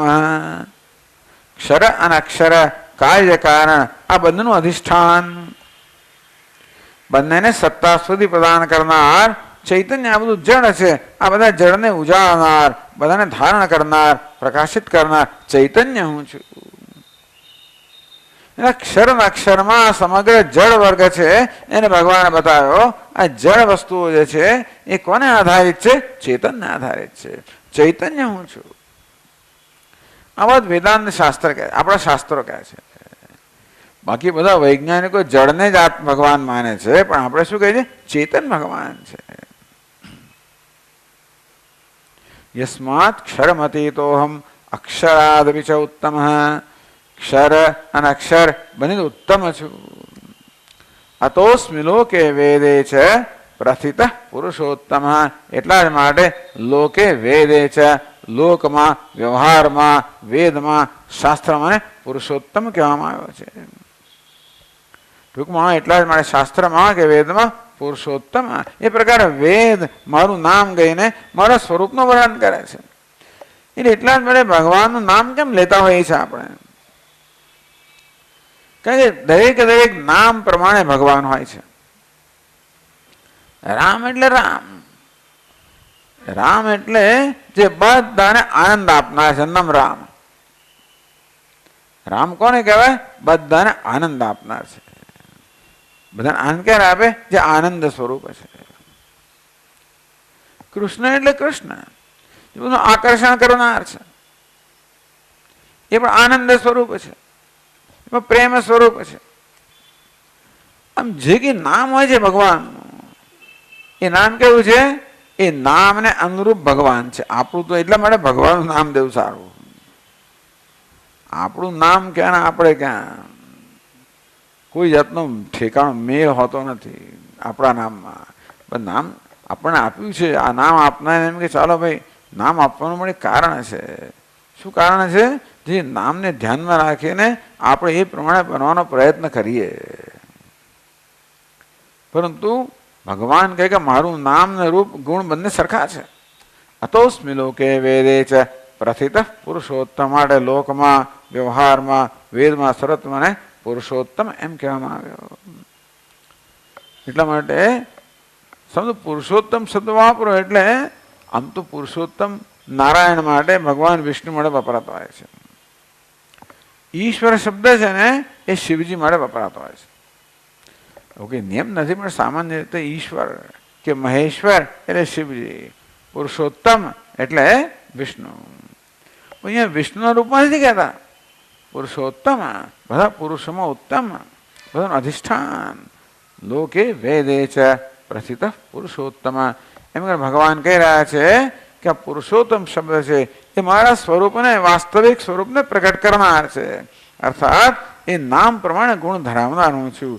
એ પુરુષોત્તમ એમને મારું નામ નથી પડ્યું.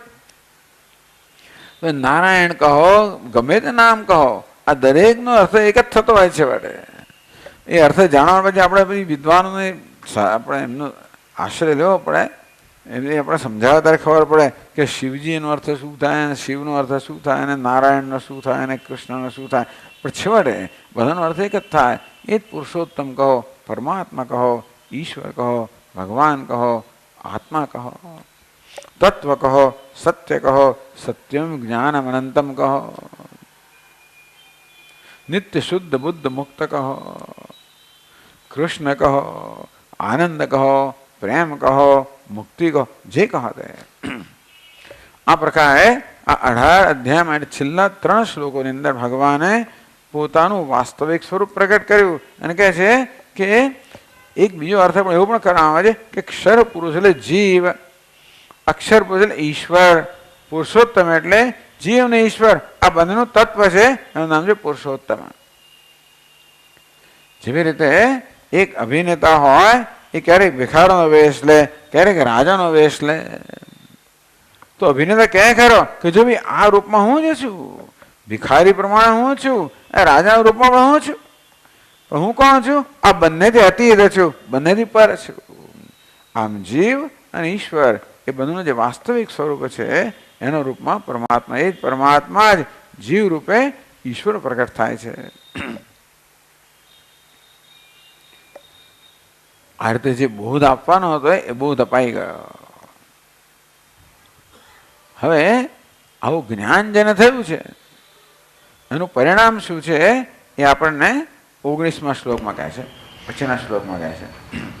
યો મામેવમસમ્મૂઢઃ યો મામેવમસમ્મૂઢઃ જાનાતિ પુરુષોત્તમં જાનાતિ પુરુષોત્તમં સસર્વવિદ ભજતિ મામ સસર્વવિદ ભજતિ મામ સર્વભાવેન ભારત સર્વભાવેન ભારત. યો મામ એવમ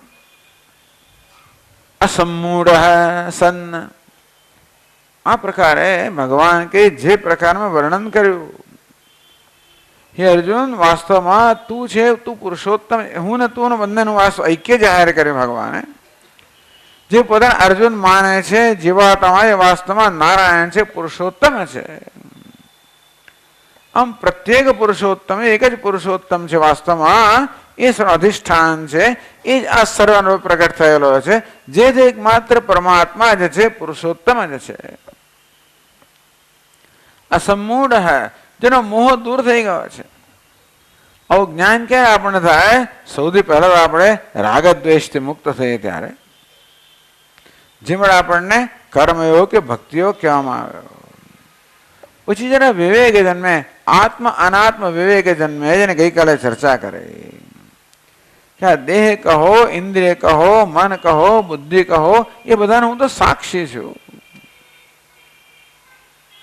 આ તો મારો વેશ છે, હું વેશને ધારણ કરનાર છું. આ પ્રકાર આત્માનાત્મ વિવેક થાય.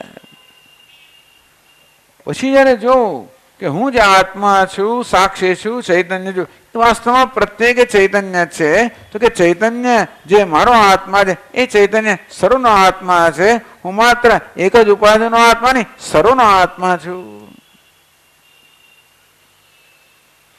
આ પ્રકારે એવમ અસમ્મૂઢ, મોહથી અજ્ઞાનથી મુક્ત થયેલો ભગવાન કે આ પ્રકારે જે મારા અર્થાત પોતાના વાસ્તવિક સ્વરૂપને જાણે છે. જાનાતિ પુરુષોત્તમમ, આ પ્રકારે મોહથી અજ્ઞાનથી મુક્ત થયેલો જે મનુષ્ય પુરુષોત્તમને જાણે છે કે પુરુષોત્તમ મારો આત્મા છે, એ જ મારું સ્વરૂપ છે, હું પુરુષોત્તમ છું. અક્ષર પુરુષ અર્થાત આ દેહ ને ઇન્દ્રિયો સંઘાત હું નથી. અક્ષર પુરુષોત્તમ અર્થ અક્ષર અર્થાત માત્રનું કારણ કે માયા કે અજ્ઞાન પણ હું નથી. પુરુષોત્તમ અક્ષરના અક્ષર, આ સ્થૂળ અને સૂક્ષ્મ આ બધાને વાસ્તવમાં ધારણ કરનાર એમનો સાક્ષી ચેતયિતા કેવલ નિર્ગુણ નિત્ય શુદ્ધ મુક્ત મુક્ત ચૈતન્ય હું છું. આ રીતે હું માત્ર એક જ ઉપાદાન સર્વ ઉપાદાનો આત્મા છું, સર્વાત્મા છું, બ્રહ્મ છું, એક છું, અદ્વિતીય છું, વાસ્તવમાં મારે અન્ય કંઈ છે જ નહીં. જે છે વાસ્તવમાં એક જ પરમાત્મા, એક જ ચૈતન્ય છું. અન્ય જે છે વાસ્તવમાં આ ચૈતન્યની જ અભિવ્યક્તિ છે, વિલાસ છે, એની જ વિભૂતિ છે, એની જ અભિવ્યક્તિ છે. એવમ અસમૂઢ જેનો મોહ દૂર થયો છે, જેને બધા ભ્રમ દૂર થયા છે, જેને બધી ગ્રંથિઓ દૂર થઈ ગઈ છે, એના માટે આ અધ્યાયની અંદર બધા આવશ્યક સાધનોનું વર્ણન કરવામાં આવ્યું. પહેલા સંસારનું વર્ણન થયું, વૈરાગ્યનું વર્ણન થયું, અસંગ શસ્ત્રેણ દૃઢેન ચિત્વા અસંગતાનું વર્ણન થયું. તતઃ પદમ તત્ પરિમાર્ગતવ્યમ, પછી પરમાત્માનું અન્વેષણ કરવું જોઈએ, ગુરુ પાસે જવું જોઈએ, શાસ્ત્રનું શ્રવણ વગેરે કરવું જોઈએ. તમે વચાદ્યમ પુરુષમ પ્રપદ્યે, એ ભગવાનની શરણાગતિ લીધી, ગુરુની, શાસ્ત્રની, ઈશ્વરની શરણાગતિ. આ પ્રકારે જે પ્રક્રિયાનું વર્ણન કરો, નિર્માન મોહ જીત સંગ દોષા, આ માન મોહ સંગ દોષ વગેરે મુક્ત થયો છે. પશ્યંતી જ્ઞાન ચક્ષુષ, જેને જ્ઞાન ચક્ષુ પ્રાપ્ત કર્યા રીતે નિર્મળ અંતઃકરણ પ્રાપ્ત કરીને જે ગુરુના ઉપદેશ દ્વારા પોતાના સર્વ વાસ્તવિક સ્વરૂપને જાણે છે. એવમ અસમૂઢ જાનાતિ પુરુષોત્તમમ, જે પુરુષોત્તમને આત્મરૂપે જાણે છે. એક પુરુષોત્તમ માત્ર અન્ય કંઈ છે જ નહીં. આ પ્રકાર એક અદ્વિતીય તત્વને જે જાણે છે, એ જે પોતાના આત્મરૂપે જાણે છે. સહ સર્વવિદ, ભગવાન કહે છે કે જ્ઞાની સર્વવિદ, એ સર્વજ્ઞ બની જાય છે, સર્વનો જાણનાર બની જાય છે. કારણ કે એકને જાણવાથી સર્વનું જ્ઞાન થઈ જાય. જે છે પુરુષોત્તમ છે, એને એક સુવર્ણને જાણવાથી જે બધા અલંકારનું જ્ઞાન થઈ જાય, તેવી રીતે એક પરમા જાણવાથી આ સર્વનું જ્ઞાન કઈ પરમાત્માની સર્વ અભિવ્યક્તિ છે. સ સર્વેદ ભજતિ મામ, એ મારો ભક્ત બની જાય છે. સર્વભાવેન મામ ભજતી, ભગવાન કે સર્વભાવથી પોતાના સંપૂર્ણ વ્યક્તિત્વથી એ મારું ભજન કરે છે. એ મારો મુખ્યત્વ ભક્ત બની જાય છે. આપણે એક જ્ઞાની જ્ઞાન પ્રાપ્ત કરીને ભક્ત બની જાય, ભક્તિ કરીને જ્ઞાન પ્રાપ્ત કરે અને જ્ઞાનથી ભક્ત બની જાય. આ ગીતામાં બધું ઉલટું પુલટું છે જાત જાતનું. ભક્તનું વર્ણન કરે તો જ્ઞાનના વર્ણન જેવું લાગે, જ્ઞાનનું વર્ણન કરે તો ભક્તના વર્ણન જેવું લાગે. એનો અર્થ એ તો કે ભગવાન જેને જ્ઞાની કહે છે એને જ ભક્ત કહે છે, એને યોગી પણ કહે છે. મામ ભજતી, ભગવાન કે મુખ્ય અર્થમાં એ ભક્ત બની ગયો. ભક્ત કોને કહેવાય? જે સંપૂર્ણ શરણાગત છે. ભક્ત કોને કહેવાય? જે કશું પોતાના રાખતો નથી, બધું ભગવાનને સમર્પિત કરી દીધું છે. એ ખરેખર સમર્પણ ક્યારે થાય? એ ખરેખર એ જ્ઞાનથી પૂર્ણ સમર્પણ થાય કે અહંકાર નામની કોઈ વસ્તુ વાસ્તવિક છે જ નહીં. હું જયારે પુરુષોત્તમ છું એ પ્રકારનું જ્ઞાન થાય, હું એક છું, અદ્વિતીય, હું જ માત્ર છું. ત્યારે બધો ભેદભાવ છે અજ્ઞાની જન્મ, જેનો ભેદભાવ થોડો નષ્ટ થઈ ગયો છે. આમ હું મારું એ પ્રકારનો કોઈ ભેદભાવ જે કરતો નથી, જે પોતાને અન્ય કરતા જુદો માનતો નથી, જેનામાં હવે અહંકાર હું પણ રહ્યું નથી. એનો અર્થ એ તો જેને પોતાને સંપૂર્ણ સમર્પિત કરી દે છે. તો ભક્તને આપણે માને, ભક્ત કોને કહેવાય? જેને સંપૂર્ણ સમર્પણ કર્યું છે. તો જ્ઞાનથી આ રીતે સંપૂર્ણ સમર્પણ થઈ ગયું. સર્વભાવે એ જે કંઈ કરે, શરીર દ્વારા, વાણી દ્વારા, મન દ્વારા જે કંઈ કરતો હોય, ભગવાન કે એ મારું ભજન છે, મારો ભક્ત છે, એ મારો મહાન સેવક છે. આ જ્ઞાની પુરુષ તો ભગવાનનો મહાન સેવક બની ગયો. સેવક કોણ કહેવાય? જેને પોતાનું કોઈ પ્રકારનું પ્રયોજન હોય જ નહીં. સેવક કોને કહેવાય? જે સર્વ રીતે સ્વામીને સમર્પિત હોય, એને સાચો સેવક કહેવાય. તો મેળવવો મુશ્કેલ છે, પણ આમ નોકર કોને કહેવાય? કે સેવક કોને કહેવાય? જે માત્ર સ્વામીનું જ હિત ઈચ્છતા હોય, સ્વામીની સેવા કરતો હોય, જેને પોતાને કશું કંઈ પોતાનું કોઈ પ્રયોજન જ નથી. આ જ્ઞાની પુરુષ ભગવાનનો મુખ્ય અર્થમાં સેવક છે. એનું કોઈ પ્રકારનું પ્રયોજન છે જ નહીં. એ સર્વે સમર્પિત છે. હંમેશા હું દ્રષ્ટાંત આપું છું કે ભગવાનની વાસળી જે વેતો હોય એ ભગવાનને સમર્પિત છે. વાંસળી કેવી છે? બધી ગાંઠો ભલે બહાર દેખાતો, અંદર કોઈ ગાંઠ નથી. એ ભગવાન જે પ્રકારનો સુર વગાડવા માંડે એ પ્રકારનો સુર વાંસળી વહાવે. વાંસળીને એમને કે તું આમ વગાડ, નામ ના વગાડે છે, એવું કશું નહીં. ગાંઠ હોય ને તો ભગવાન વગાડે એક વસ્તુ અને વાંસળી બહાર પાડે બીજી વસ્તુ. અંદર ગાંઠ હોય તો ગાંઠ નથી, એટલા માટે જે કે ભગવાન વગાડે એ જ સુર બહાર પડે. આ જ્ઞાની પુરુષ કહો કે ભક્ત વગાડો છે ભગવાનની વાંસળી છે.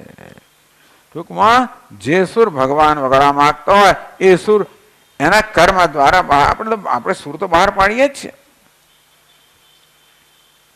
જે કે કર્મ કરતા હોય શરીરના સ્તરે, વાણીના સ્તરે, મનના સ્તરે, એ દ્વારા આપણે કંઈક સંગીત વગાડી જ રહ્યા છીએ, આપણે સંગીત ફેલાવી જ રહ્યા છીએ. મોટે ભાગે બસુરું સંગીત હોય છે.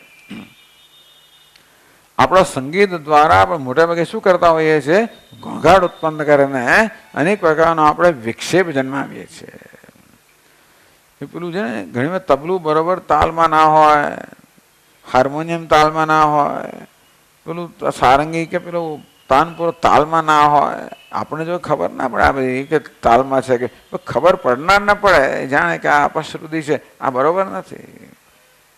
ત્યારે ગળું તાલમાં ના હોય. પેલાને તાલમાં લાવવા સહેલા છે, પેલાને મારી મશીન લાવે, આને તાલમાં લાવવા અઘરું છે. સૌથી અઘરામાં અઘરું તાલમાં લાવવા ગળું છે. વર્ષોની એના માટે બહુ વર્ષોનો અભ્યાસ જોઈએ.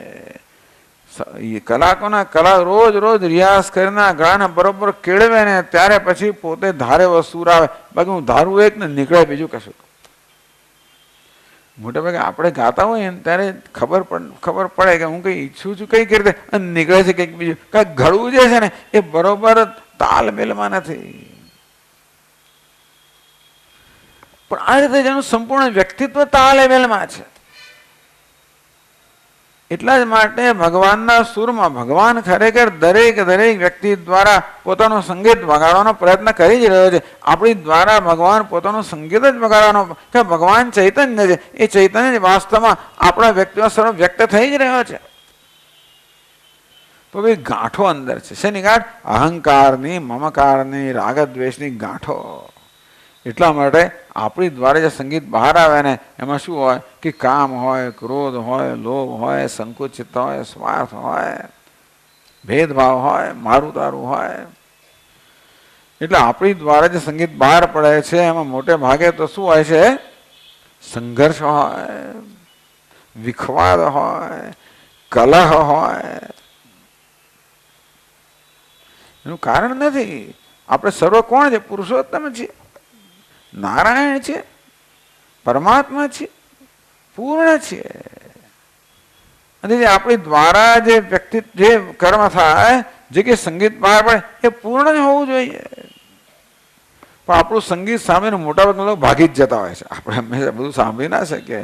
જે સંગીત ઘણા લોકો, કારણ કે કોઈને ઘણા લોકોની ચિંતા હોતી જ નથી, ધમધમ એને વગાડે જ રાખે, બાબુ ગાય જ રાખે. એમને હું શ્રેષ્ઠ ગાનાર છું, પેલા વગાડે રાખે. અમે ભણતા હતા ને બહુ વર્ષો પહેલા આશ્રમની અંદર, ત્યારે એક કેરાલાનો એ પેલો હતો, પેલો ઢોલક વગાડનાર. રોજ સાંજે આરતી થાય એટલે પછી વગાડવા લાગી પડે. બરાબર નહીં, ઢોલક ભાઈ પેલું વગાડતો, પંચવાદ્ય વગાડતો હતો, પે પે કરીને વગાડે. એવું વગાડે કે જેને કોઈ જાતનો તાલમેલ કશું હોય જ નહીં. એ તો બાપુ વગાડ્યા જ કરે. મેં એક દાડો મારા મિત્રને કહ્યું સાંભળીને ભગવાન ભાગી જશે. મારો મિત્ર કે ભગવાન ભાગી તો જશે પણ આ લઈને ભાગશે પાછો, એટલે ફરી વગાડે જ નહીં હોય. એવું હોય છે. આપણું એવું જ ચાલતું હોય છે બધું. પે પે કર્યા જ કરીએ છીએ. જાત જાતના સૂર ફેલાવીને એટલું ઘોંઘાટ ને વિખવાદ ને કલ ઉત્પન્ન કર્યા જ કરીએ છીએ.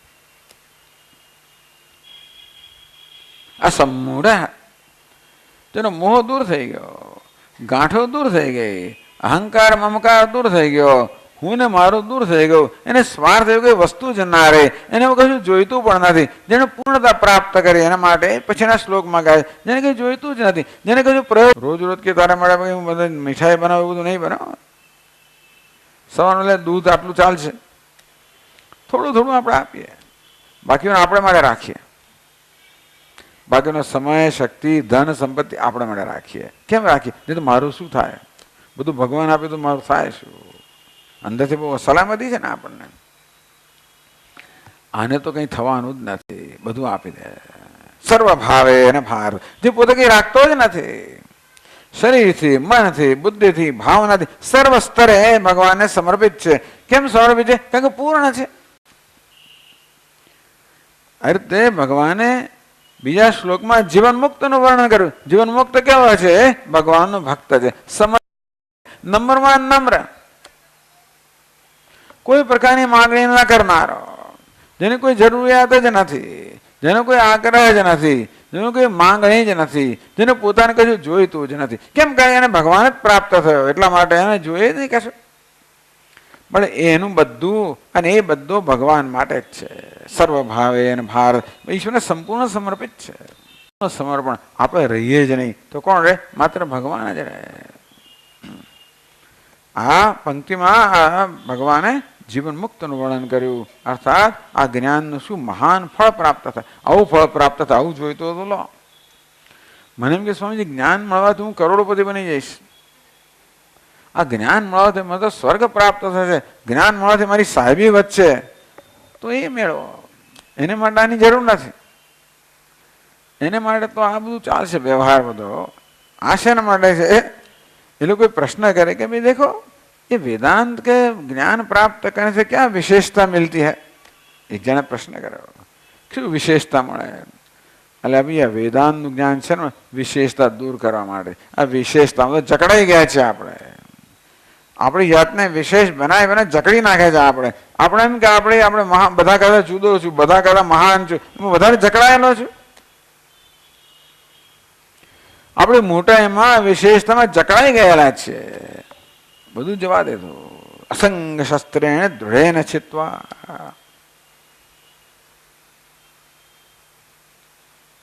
તમે વચાદ્યમ પુરુષમ પ્રપદ્યે. બસ એ પુરુષનું પ્રપન્ન છું, શરણાગત છું. શરણાગતિની અંતિમ કક્ષા કઈ? ઐક્ય. આ નમસ્કાર કરવામાં આવે ને, એ નમસ્કારમાં શરણાગતિની ભાવના છે. એટલે મારો અહંકાર, આ મસ્તક જે છે ભગવાન ચરણે ધરું, અહંકાર સમર્પિત છે. કેટલો સમર્પિત? ઐક્ય. શરણાગતિની પરાકાષ્ઠા કઈ? ઐક્ય.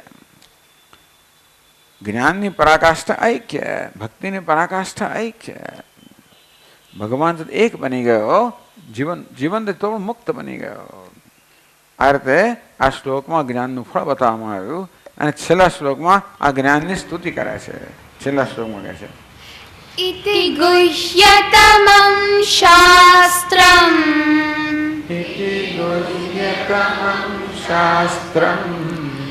इदमुक्तं मया नघ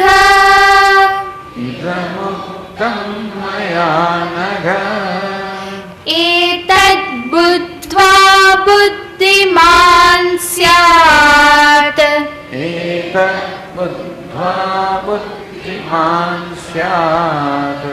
कृतकृत्यश्च भारत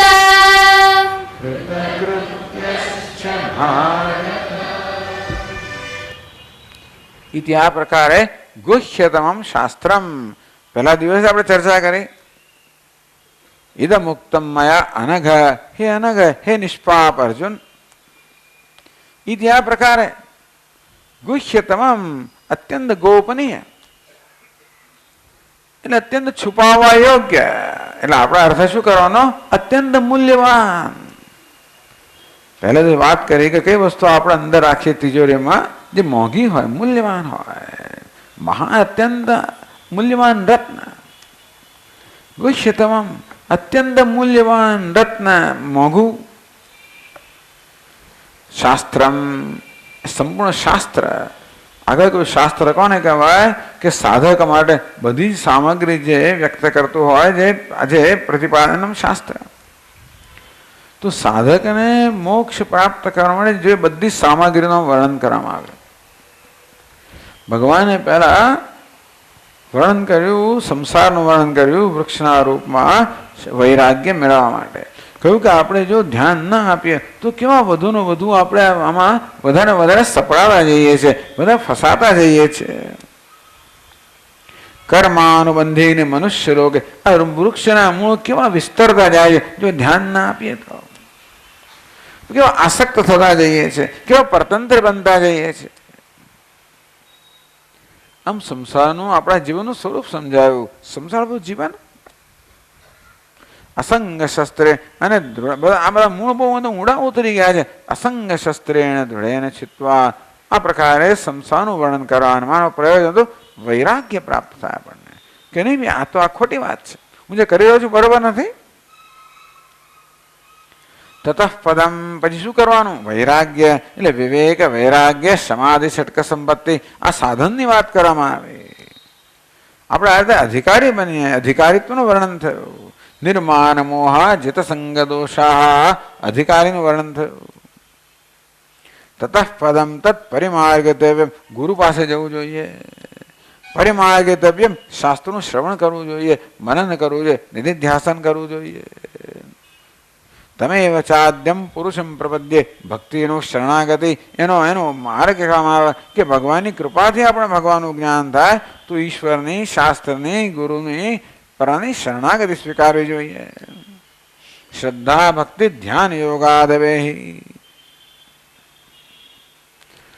પછી તો આપણે તત્વમસી મહાવાક્યનો ઉપદેશ કર્યો. પહેલા તો આપણે ત્વમ પદ એટલે જીવાત્માના સ્વરૂપનું વર્ણન કર્યું 7-11-5 શ્લોકમાં.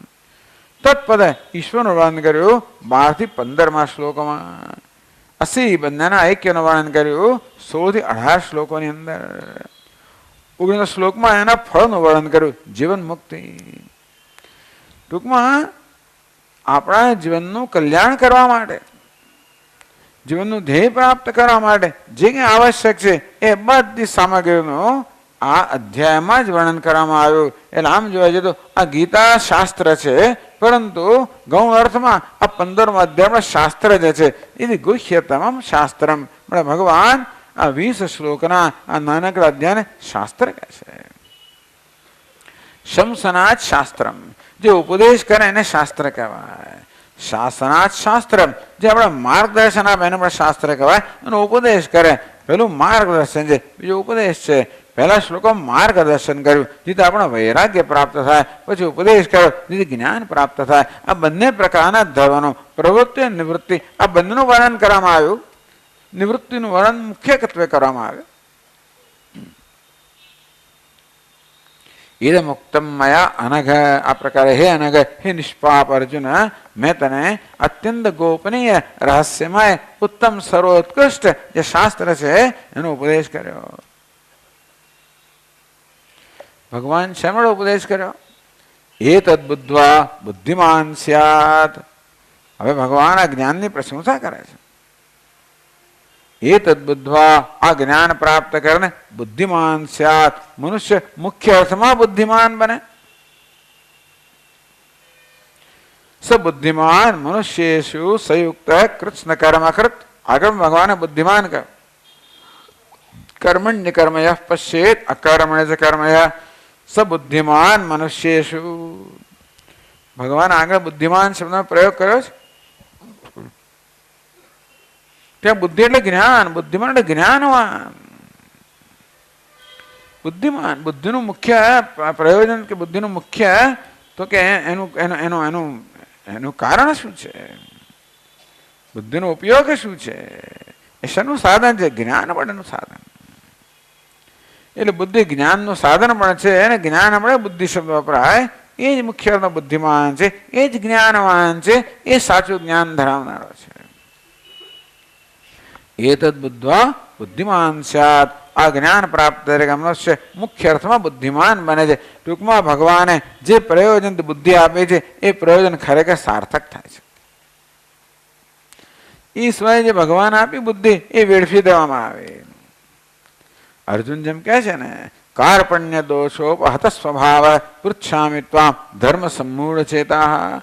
ભગવાન આપણે બુદ્ધિ તો આપી છે, અથવા તેમનો ઉપયોગ કર્યો જ નહીં. આ બધા વ્યવહારની અંદર બુદ્ધિનો ઉપયોગ કરીને એનો દુરુપયોગ કર્યો, દુરુપયોગ કર્યો.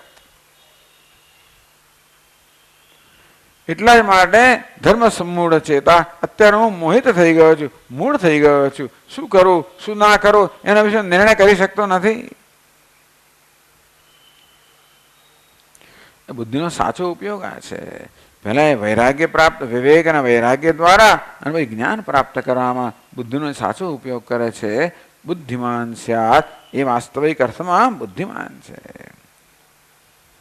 ભગવાને જ્ઞાની પુરુષની પ્રશંસા કરી, એ દ્વારા જ્ઞાનની પ્રશંસા કરી. કૃતકૃત્યશ્ચ ભારત, ખરેખર તો આમાં પણ જ્ઞાની પુરુષની પ્રશંસા કરે છે, પણ એ દ્વારા જ્ઞાનની પ્રશંસા કરે છે. કૃતકૃત્યશ્ચ ભારત, હે ભારત, હે ભરત વંશોદ્ભવ, એ ભરત વંશમાં જન્મેલો. આપણે પહેલા દિવસે જ કહ્યું કે અર્જુન આ બંને પ્રકારની વિશેષતા ધરાવે છે. એક તો ઉત્તમ કુળમાં જન્મ થવાને કારણે ઉત્તમ કુળના સંસ્કાર એ ઉત્તમતા ધરાવે છે, અને સ્વયં પણ નિષ્પાપ છે. આ રીતે બંને ટૂંકમાં પર એને કુળની પરંપરાને કારણે પણ ઘણો લાભ છે, અને પોતાની જીવનની સાધનાને કારણે પણ મહાન લાભ છે. એ તો અર્જુન બંને પ્રકારની યોગ્યતા ધરાવે છે. અર્જુન જરૂર આ જ્ઞાન માટે યોગ્ય છે. કૃતકૃત્યશ્ચ ભારત, હે ભારત, આ જ્ઞાની પુરુષ કૃતકૃત્ય બને. કૃતમ કૃત્યમ કર્તવ્યમ, જે કરવાનું છે એને કરી દીધું. ટૂંકમાં એ સંપૂર્ણ સંતોષ છે કે જીવનને મેં જીવી લીધું, જે કરવાનું કરી લીધું. જેને પોતાને પૂર્ણ સંતોષ છે. જે જાણવાનું તો એ જાણી લીધું, જે મેળવવાનું તો એ મેળવી લીધું, કરવાનું તો કરી લીધું. અનમ સંતોષ. આપણે તો આખો દિવસ બહુ બધું કામ કર્યા પછી સાંજે બધું પૂરું થાય, બધું સાફ કરી નાખ્યું, બસ સંતોષ થઈ ગયો, ચાલ તત્કાળ પૂરતો બધું કરી નાખ્યું. હવે જીવનમાં બધું કરી નાખ્યું તો કેટલો સંતોષ છે, હંમેશનો સંતોષ. આપણો રોજબરોજનો સંતોષ તો આવે ને જતો રહે, પણ આ કેવો છે? કૃતકૃત્ય, જે કરવાનું બધું કરી નાખ્યું. સ્વામી એવું કંઈ કરવાનું કામ જ નહીં કરવાનું તો મજા પડી ગઈ બધાને, તો બેસી રહેવાનું નહીં, એવું કંઈ નહીં. બેસી રહેવામાં શું મજા આવે? એવું નથી. મજા બેસવામાં કે કામ કરવામાં એવું કશું નથી. મજા તો અંદર છે. બેઠાને મજા હોય, કામ કરનારને એવું કોઈ નિયમ જ નથી. મજા કોને છે? જેને અંદર સંતોષ છે. કોનાથી? પોતાનાથી સંતોષ છે, અને બધાથી સંતોષ છે, જે સંતુષ્ટ છે. ક્યારે સંતુષ્ટ હોઈએ? આ જાણીને કે હું પુરુષોત્તમ છું, પૂર્ણ છું, પુરુષ છું, માટે પૂર્ણ સંતોષ. આત્મનેવ આત્મના તુષ્ટ, જે સ્વયં પોતાને સંતુષ્ટ છે અને બધાથી સંતુષ્ટ છે.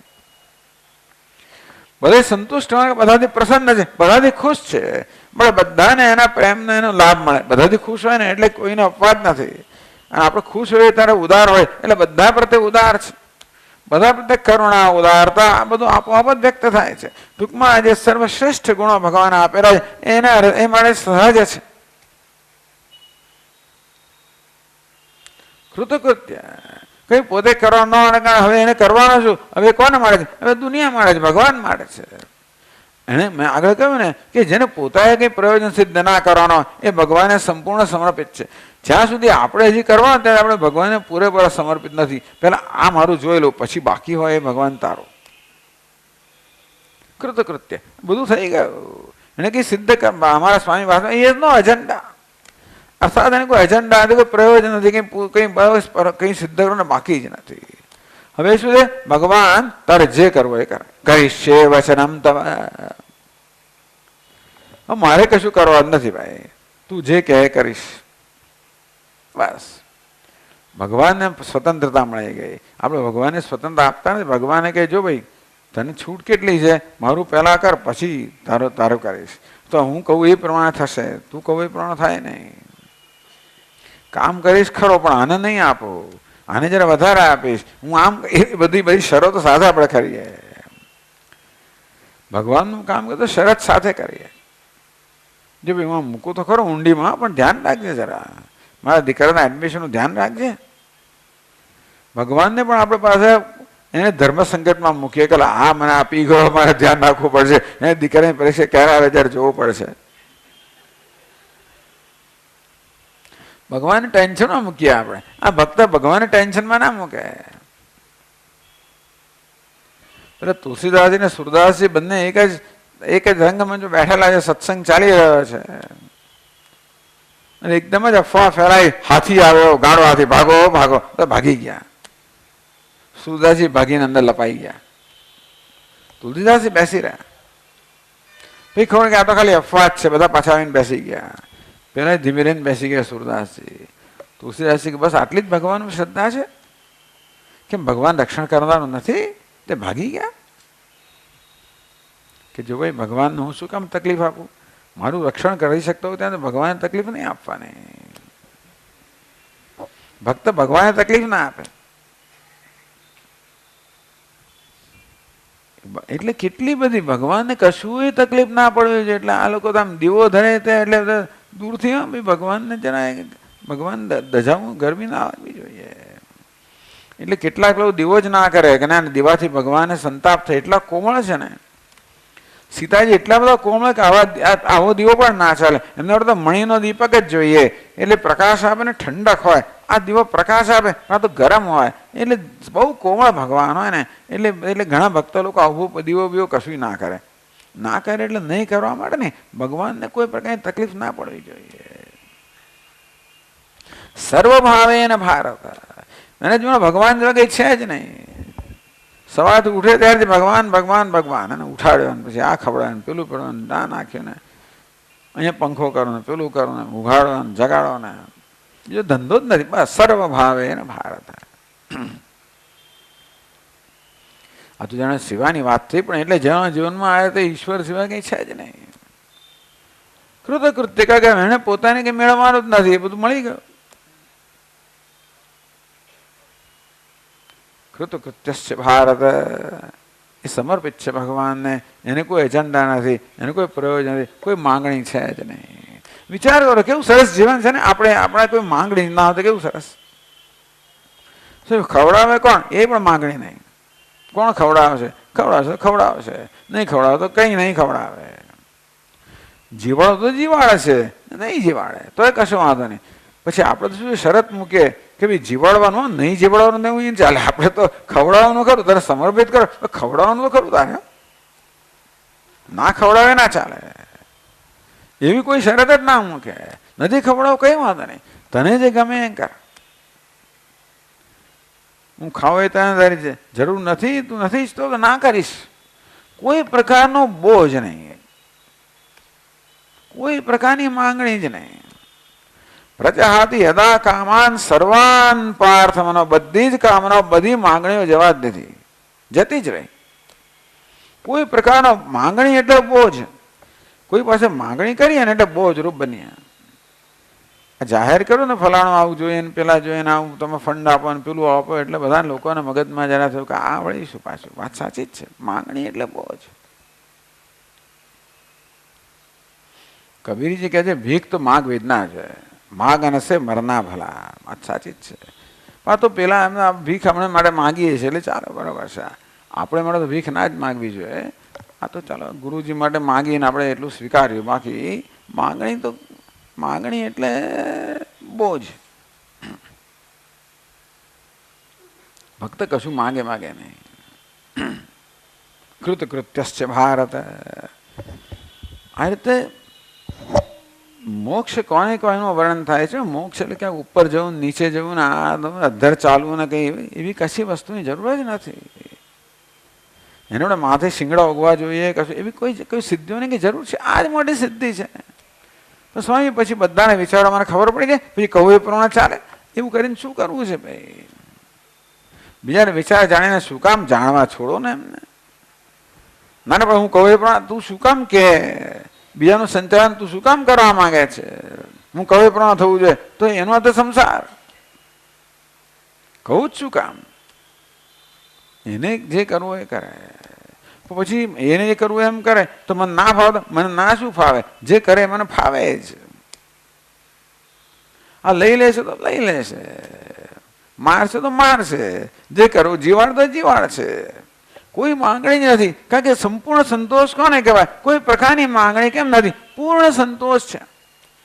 કૃતકૃત્ય ભારત. આવું ગમતું હોય તો આ જ્ઞાન છે.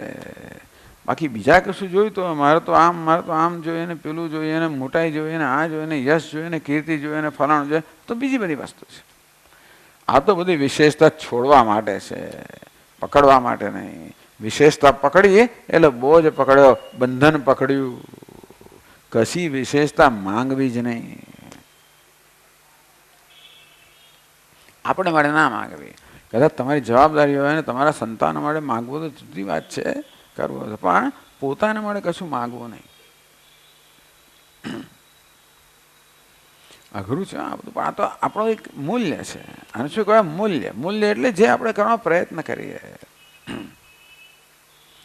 આ પ્રકારે બહુ ઉત્તમ અધ્યાય પુરુષોત્તમ એવો પુરુષોત્તમ જેનો વિષય છે એવો અધ્યાય સમાપ્ત થાય છે. છેલ્લે કહે છે વાક્યમાં ઓમ તત્સત ઓમ તત્સત ઇતિ શ્રીમદ્ભગવદ્ગીતાસુ ઉપનિષત્સુ ઇતિ શ્રીમદ્ભગવદ્ગીતાસુપનિષત્સુ બ્રહ્મ વિદ્યાયામ યોગશાસ્ત્રે બ્રહ્મ વિદ્યાયામ યોગશાસ્ત્રે શ્રી કૃષ્ણાર્જુન સંવાદે શ્રી કૃષ્ણાર્જુન સંવાદે પુરુષોત્તમ યોગો નામ પુરુષોત્તમ યોગો નામ પંચદશોऽધ્યાયઃ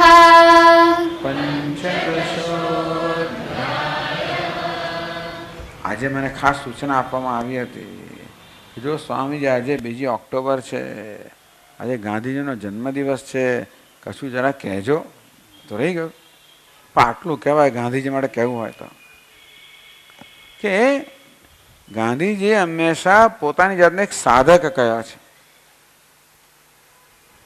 પણ ભગવદ્ ગીતા શું શીખવે છે એ બહુ સ્પષ્ટ હતું એમને. આ શીખવે છે ભગવદ્ ગીતા. ભગવદ્ ગીતા આપણને શું બનવાનું કહે છે એની સમજ એમને હતી. એ માટે શું માર્ગ છે એની પણ સમજ હતી. અસંગ શસ્ત્રેણ દૃઢેન ચિત્વા અસંગતા નિર્માણ મોહ જેતસંગ દોષાહ. આ વસ્તુ એમને સ્પષ્ટ હતી. શું સાધન હોવું જોઈએ, શું ધ્યેય છે એની સ્પષ્ટતા હતી. એટલું કહેવાય એમના વિશે કે કેવા હતા? એક અત્યંત પ્રામાણિક સંનિષ્ઠ સાધક હતા. એમણે ક્યારે દાવો નથી કર્યો કે મેં ભગવાનને જોયો છે કે મેં સત્યનું પામ્યો છે, એવો દાવો નથી કર્યો. પણ એટલું કહેતા હતા કે હું સત્યનો સાધક છું. સાધક થવાથી આવું થવાતું હોય તો શું સિદ્ધની તો શું વાત કરવી. માત્ર સાધક જ હતા. અને શું હતા? કોઈ સિદ્ધિ નહોતી એમની પાસે, કોઈ સત્તા નહોતી, કોઈ પદવી નહોતી, કોઈ સંપત્તિ નહોતી. અસંગ શસ્ત્ર એટલે શું? ત્યાગ એ નહીં કે અમૃત ત્યાગ એટલે શું? જો ત્યાગ શબ્દ જોવો હોય તો એ ત્યાં દેખાય આપણને કે ત્યાગ કોને કહેવાય, વૈરાગ્ય ત્યાગ કોને કહેવાય. એ માણસ સંન્યાસી નહોતો થયા પછી તો સંન્યાસી કોને કહેવાય, એટલે સાધક કોને કહેવાય એનું મૂર્તિમંત સ્વરૂપ. એટલા જ માટે એ વ્યક્તિને આપણે આપણી સમક્ષ રાખીએ ને અને આપણી જાતને એના પ્રમાણે ઘડવાનો પ્રયત્ન કરીએ તો આપણે ક્યારે ખોટા તો ના પડીએ. બહુ પ્રામાણિક માણસ. ક્યાં સુધી? પ્રામાણિકતા, પારદર્શકતા, અંદર છે એ જ બહાર, એમના પ્રામાણિકતા. સત્ય એટલે એમણે પેલી મંગળ પ્રભાત નામની પછી એક નાનકડી પુસ્તિકા લખી છે ને. યરોડા જેલમાં હતા ત્યારે અહીંયા સાબરમતી આશ્રમમાંથી એમને કહેવામાં કે બાપુજી કંઈક લખીને મોકલો એટલે સાંજે સત્સંગ થાય ત્યારે આપના વચનો વાંચી શકીએ, કંઈક પ્રેરણા પ્રાપ્ત થાય. એટલે સત્ય, અહિંસા, ચોરી ન કરવી, એમના 11 વ્રતો છે ને એ દરેક વ્રત વિશે એક દર મંગળવારે લખીને મોકલે. નાનો નાનો લેખ, મંગળ પ્રભાત એવું કહ્યું એમણે. એ જરા વાંચવા જેવું છે. એટલે આ તો દિનેશભાઈ આ સીડીની માટે પણ મને કહેલું જ છે મંગળ પ્રભાત. એટલે એ પુસ્તિકા છે નાનકડી, એ વાંચવામાં આવી છે. એને એક સીડી બહાર પણ એટલે વાંચો કે જે કરો તે, પણ ટૂંકમાં એ વ્યક્તિની આ સત્ય કોને કહેવાય, અહિંસા કોને કહેવાય, ચોરી ન કરવી, આ વ્રતો ખરેખર એનું શું વ્યાપકતા છે, શું સૂક્ષ્મતા છે, શું ગહનતા છે, સરળ શબ્દોમાં જે વ્યક્ત કર્યું છે એ બતાવે છે કે એને કેવા પ્રકારના મૂલ્યો હતા. એટલે સિદ્ધ એવું પોતાની રીતે કહેવડાવે નહીં, સાધક, ઉત્તમ સાધક. ગાંધીજી આજે 2 ઓક્ટોબર હતેથી એ તો ગીતાના પૂજારી હતા. ભગવદ્ ગીતા એમને માટે એક જીવનની માર્ગદર્શિકા હતી. કશું થાય એટલે ખોલે એવું કહે છે. કશું સમસ્યા મારી સમક્ષ આવે ત્યારે હું તો ભગવાન ઉત્તર ના જડે ભગવદ્ ગીતા ખોલું. શું ખોલે? જે ખોલું તેમાં મને ઉત્તર મળે. હવે સી રીતે મળતો હશે ભગવાન જાણે. તો કેટલું બધું એમનું ટ્યુનિંગ, કેટલી બધી એમનો તાલમેળ હશે ને. એ રીતે આજે 2 ઓક્ટોબર એ પણ બહુ ઉત્તમ દિવસ છે. ગીતાના પૂજારી એનો પણ ઉત્તમ દિવસ છે આજે. એમને પણ યાદ કરીએ. અને ખરેખર એક મહાન ગર્વની વાત છે કે ભારત દેશે કે ભારતીય સંસ્કૃતિએ આવો એક અભિવ્યક્તિ ઉત્પન્ન કરી. એ બતાવે છે કે આ સંસ્કૃતિમાં કેટલું સામર્થ્ય છે, કેટલી ઉત્કૃષ્ટ આ સંસ્કૃતિ છે, એમાં કેટલું સામર્થ્ય છે કે જેટલે ઊંચે જીવનમાં ઉતારીએ એટલે ઊંચે આપણે મહાન બનીએ. એ કેવી મહાનતા? એ લોકોને પર પ્રભાવિત કરવાની મહાનતા નહીં. મહાત્મા એટલે અંતઃકરણ જેનું મહાન છે, ઉદાર છે, ઉત્તમ છે, એવી મહાનતા, એવા મહાત્મા આપણે બની.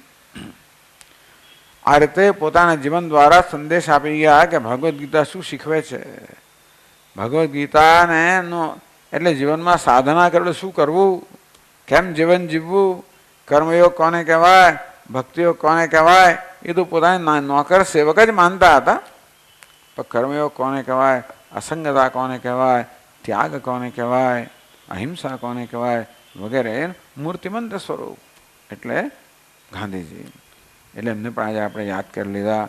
એ સાથે સર્વધર્માન સર્વધર્માન પરિત્યજ્ય સર્વધર્માન પરિત્યજ્ય મામેકં શરણં વ્રજ મામેકં શરણં વ્રજ અહં ત્વા સર્વ પાપેભ્યઃ અહં ત્વા સર્વ પાપેભ્યઃ મોક્ષયિષ્યામિ મા શુચઃ મોક્ષયિષ્યામિ મા હરિ ઓમ શ્રી ગુરુભ્યો નમઃ. હરિ ઓમ. ઓમ પૂર્ણમદઃ પૂર્ણમિદં પૂર્ણાત પૂર્ણમુદચ્યતે પૂર્ણસ્ય પૂર્ણમાદાય પૂર્ણમેવાવશિષ્યતે. ઓમ શાંતિ શાંતિ શાંતિ. શંકરં શંકરાચાર્યં કેશવં બાદરાયણં સૂત્રભાષ્યકૃતૌ વંદે ભગવन्तौ પુનઃ પુનઃ. ઈશ્વરો ગુરુરાત્મેતિ મૂર્તિભેદવિભાગિને વ્યોમવદ્વ્યાપ્તદેહાય દક્ષિણામૂર્તયે નમઃ. ઓમ શાંતિ શાંતિ શાંતિ. હરિ ઓમ. શ્રી ગુરુભ્યો નમઃ. હરિ ઓમ. જો